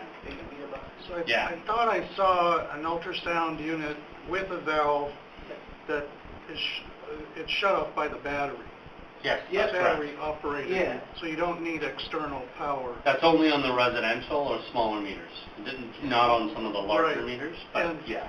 And from what I recall, you have your ultrasound unit like you have there, and then sitting right next to it on the pipe is the valve going into the pipe. Yeah, I think Badger. Badger has one, and it's actually the same ley length, and they just shortened this casing, and there's a valve right there. Right. But I just wanted to ask Ben the question, when staff developed its business needs, Right. given the cost of that functionality, what was the final decision on that? Yeah, so the ability to, today we roll trucks to go do move in, move out. I think there's 15,000 of those a year, so that's a lot of truck rolls. So having the ability to shut off when you have someone moving in or out, or for a delinquent bill, there isn't a need there. But what we found when you start to think about the power of all that data that we're going to be having, we'll have hourly data for each meter And so we can place that account, that meter, into a separate reporting group when the customer is out. And if there is consumption on that meter while there is no tenant there, then that'll raise a flag. And obviously, either someone's still there. It's basically a virtual shut-off, right? Because we're reporting the meter, there should be no consumption there. We'll know that in near real time. And so for those few that are basically breaking, that's illegal consumption, right? There's no account holder. So, yeah, for those few, we would roll the truck out. But, yeah, we can, without any infrastructure, procurement, and installation, we can basically get that same functionality virtually. And, yeah. So you don't feel that we need the shut-off valve? I wouldn't want to put us in a position where we're targeting people that often need shut-offs. You know what I'm saying? And so while in the future there may be a business case to say, this account is delinquent 6 times a year, maybe we should consider putting a remote shut-off on that. The AMI system would be future-proof for a remote shut-off valve, but to do a system-wide deployment, have a good strategy for dealing with that. When we did our seismic improvements, we were putting in some automatic shut-off valves, like at our tanks and stuff like that, right? What about the idea of putting in shut-off valves for the largest meter sizes, primarily the industrial sector? Yeah. Where if we have an earthquake, those would be the highest volume places where water would be. So if you had on a 10-inch meter, if you had a customer side break in the pipe, well, you would still get the bill for it. But but you're right, that could potentially bleed the system faster than it might be. I would argue that it's just as likely that we're going to have main breaks. So you're talking about a significant amount of complexity with remote operated shutoff valves, even on residential meters. So unless you've got a defined business case, you may find that dealing with maintenance issues, the cost of that outweigh the benefits. Just providing alternative opinions, because the scale of this. I just said, what do you think of the idea? Yeah, it's just the scale of it is 84,000 locations. We have no other facility in the district that has that many points. We could pick on Tesla. They're using 1 million gallons a day, right? So at a minimum, either meter technology, positive displacement or ultrasonic, will it detect reverse flow? Yes. Both? Yeah, positive displacements will detect. Okay. So we would, at a minimum, receive information if there was reverse flows going on. Now, and then we could. The one thing the reverse flow that gets detected is where reverse flow exceeds forward flow. So it's not like a flag that says, oh, a little bit of water went this way. So that's right. That's the only stipulation. So it's over some time. It's over a 15-minute or 1-hour period. Okay. Okay. One of the things I took from the water efficiency legislation is the distinction between indoor and outdoor flows. So I think the dual metering of many of our customers is going in the future to be a requirement. So I encourage us to look at the ability to fit in, as the meters evolve, the ability to go into that technology and be able to hook up the irrigation. One of the issues in the disasters, particularly the fires, has been the melting of the irrigation system and the water just flowing out of the system because of damage done to the area and not having the ability to turn those off. So in a number of locations, Santa Barbara County, et cetera, they lost their system primarily because the irrigation systems basically lost their integrity. Director Weed and I were at an Elks Club luncheon where Shireen was giving a presentation a couple of weeks back. And there was a gentleman sitting at our table, you might remember him, who was on the board of a homeowners association.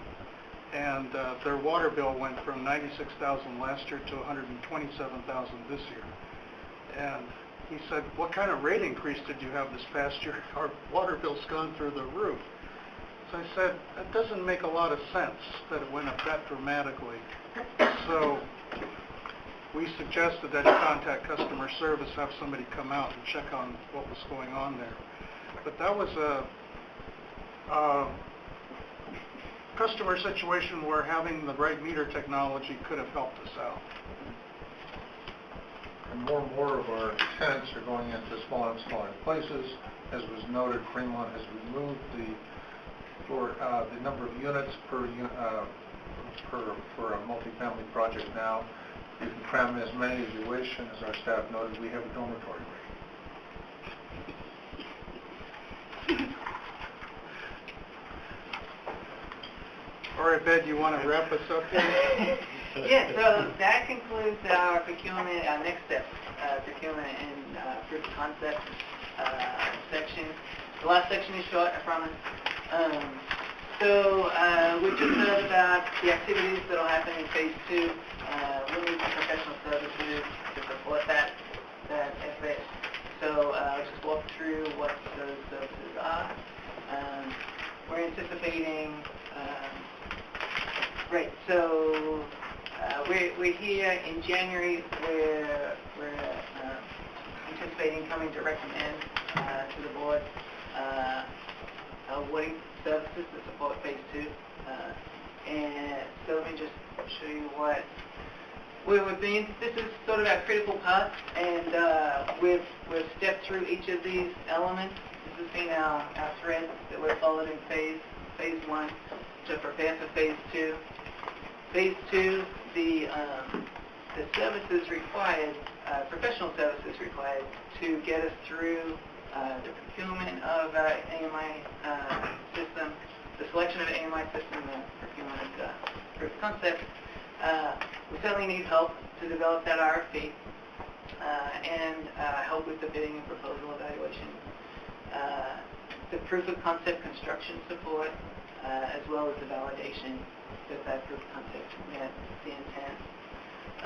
So that's our main thread that'll get us through phase 2. We'll also need some support services. We need some supporting RFPs. There'll be some integration to our existing systems, Kayanta billing system, that we need some help with, as well as getting the customer portal solution on board.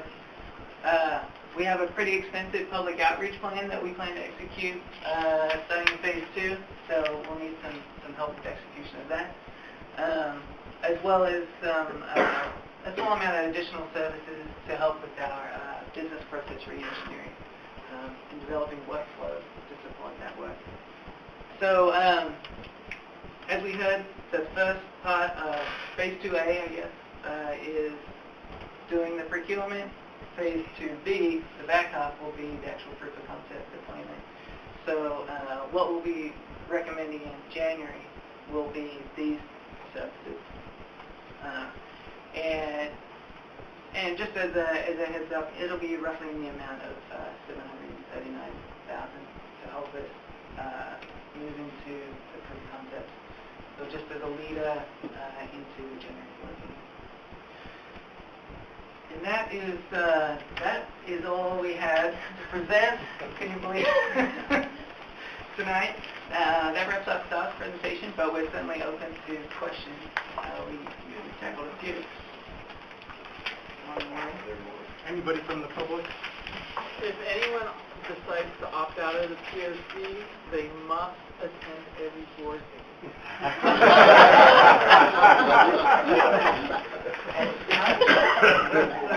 Map for next door. We do it for fun. Yeah.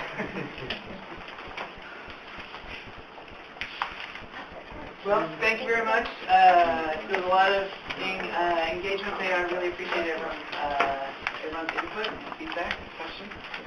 Well, let's go Yeah, once it was around, very productive. let's go once around the board to Sure. just get people's thoughts. Would it make sense to go around the room too, to see if there's any input? I see our staff sitting here. Someone may have a comment or thought. Well, the purpose was to ask the board for guidance here tonight. I say we John, wait. don't get us off on the wrong track. I think it's premature. Is that it? No, sir. I think you guys presented a lot of really good information as we have requested. I think you did present enough business case and leave the bookends light enough that I am tempted to proceed, but it really depends on what you bring back in January. I'm not going to make up my mind, right? February, January for step 2, right? January. Phase 2A, January. In is January, come we'll be back. looking to award professional services. Yep. And then there was, 739, Yep. is that right? To support those tasks that we need. And that'll get us started on phase 2. So phase 2, we won't know about the cost of this AMI system. We don't know what the market's going to give us back on our procurement until the summertime. Right. I'm just going to say the process looks interesting, but as all my roles, I am not going to tell you how I'm going to vote until I see what you bring back to me. But so far it looks interesting. I like the again, the scenario and the cost dollars amount that you presented, and it sounds like you leave enough leeway for this project to be flexible for us in terms of different type of meter types. I did like your proof of concept area selection. I was wondering about the differences, mainly with the fixed system, because we do have areas that's very difficult to cover. As some of them has learned in the past through our communication system deployment. So I was very glad that you actually saw that some areas that particular of concern for this district. So I'll keep an open mind. I'll see what you bring back in January. Great. Thank you.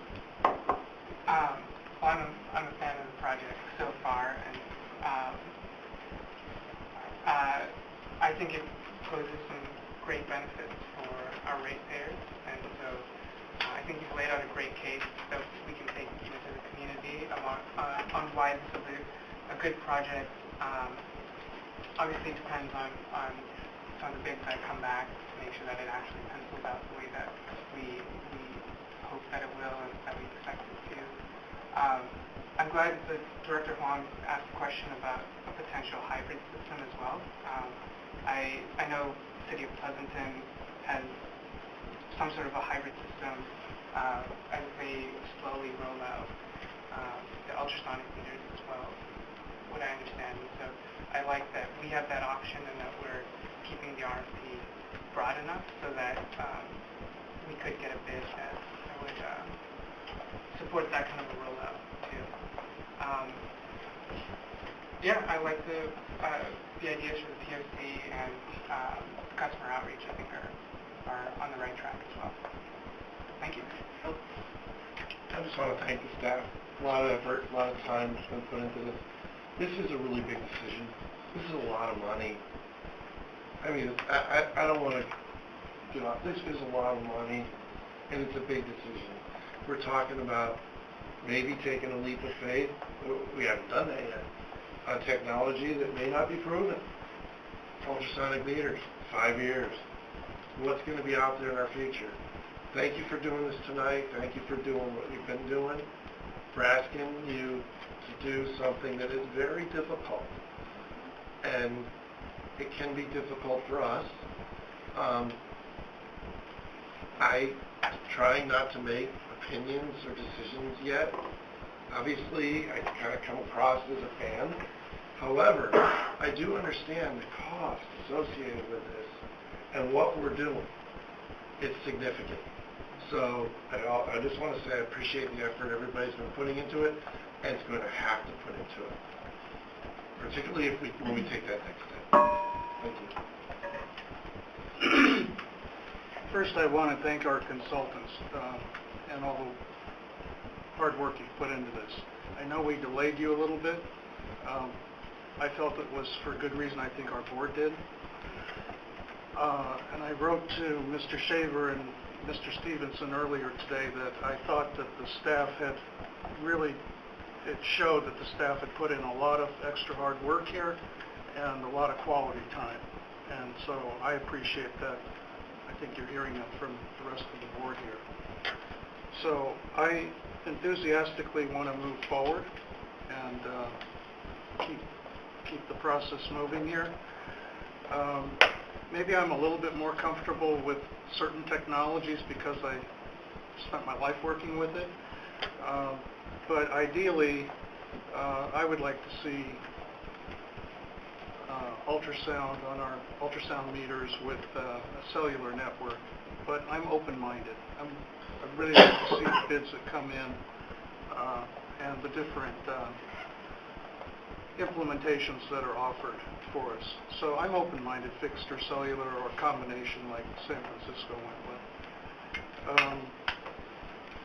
I am concerned about the cost because I'm not sure if we're really fully calculating the cost of it, and they've become inflated since we first started talking about it. Like I said, we were originally talking 25 to 30, now we're 42 to 47. If we're factoring in ultrasound meters at a higher cost point, you know, we're potentially talking $55, $60 million. That's a big, heavy number for us to talk about. I would like us to explore concurrently while we're going through the finalization for the RFP, the state revolving fund, take a look at what we can borrow from there.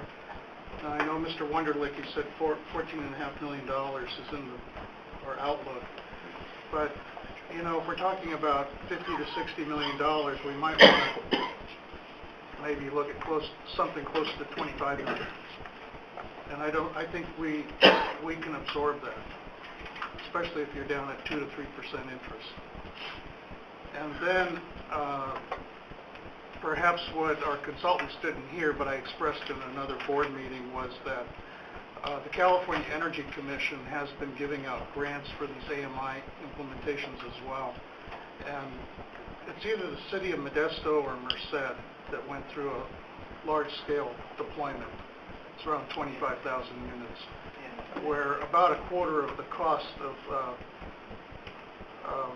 putting in the network and the new meters was covered by the California Energy Commission on a grant. So we should be taking a look at things like that too. That would give us a better return on investment from what we're doing. And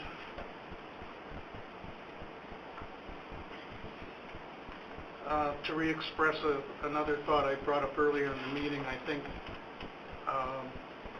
we should give thought to putting together a sinking account so that 20 years from now, the district, whatever board is in place, has the funds to do a large-scale upgrade at that point.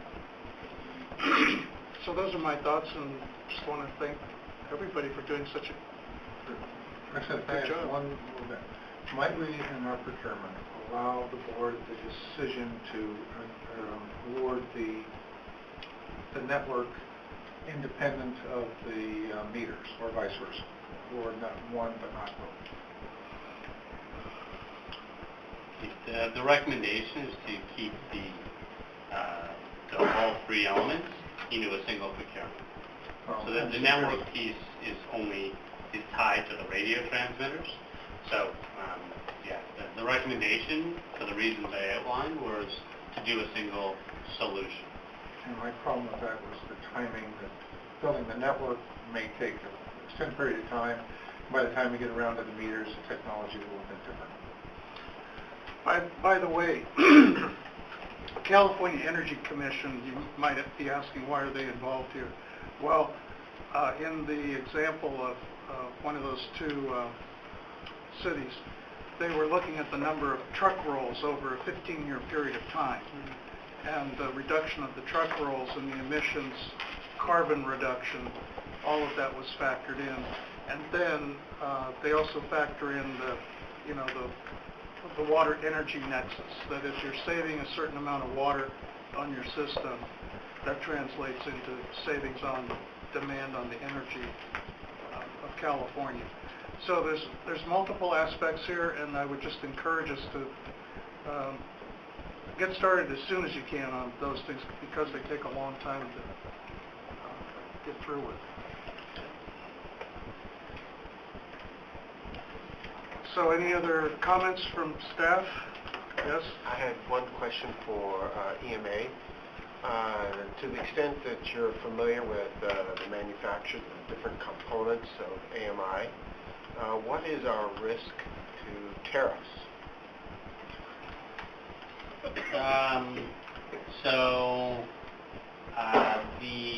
There's one or two manufacturers that have main cases that are from China. A lot of the main cases, Mexico and the U.S. are the main locations of the components and the brass. So there is likely some electronic pieces within there that may come from a region that is affected by tariffs, but I don't know offhand. I couldn't say one way or the other, but it might be something to monitor, sure, because we're talking about such a large expenditure. So it might be a significant amount of money at some point. Sure. Yeah, I think when we reach out to the market, we'll see if we can ask those questions. So far, none of the tariffs have really affected or impacted this sector. Because even the metals don't impact the brass, if it is the brass meters. So. Okay, thank you. Just two really quick thoughts. One is, at some point, the board may consider the hybrid approach, maybe not going all in on ultrasonic. If that's something that there's concern about, do 1,000 of them or something. Spread them out. Get 5 years of data. See how that goes. Just a thought. If that helps you find common ground, especially when the costs come in. A second thought, just to remind the board that the board has had several discussions over the years regarding rates and rate structures, and the AMI project has been discussed as a launching pad to go into more exotic rate structures than what we currently use, which is uniform rates. Just something to put in the back of your mind. So with that, I don't think staff has any other comments. I have just one other public announcement to make. You don't know this, our consultants, but one of the founders of our district is Joseph Shin. He was the first president, longtime president of the board from 1914 until 1942. So, the Shin House, the historic Shin House, is open this weekend. Tomorrow night, 7 to 9, if you want to come. I'll be there. Saturday and Sunday, 12 to 4. It's all decorated up for Christmas. I think coming there at night is like the perfect time to be there in the park, Shin Park, and go through this historic home. This is the first year in probably 25 years I have not vacuumed the home. We actually hired somebody else to do it, but usually it's been a once a year contribution that I make, and it takes me like 4 or 5 hours to get through the house. It's that big. But it's beautifully decorated right now, so if you want to bring your family, children, friends, stop by for 2 hours tomorrow night. Otherwise, the weekend, noon to 4 p.m. each day. All right, so with that, I'll close the meeting.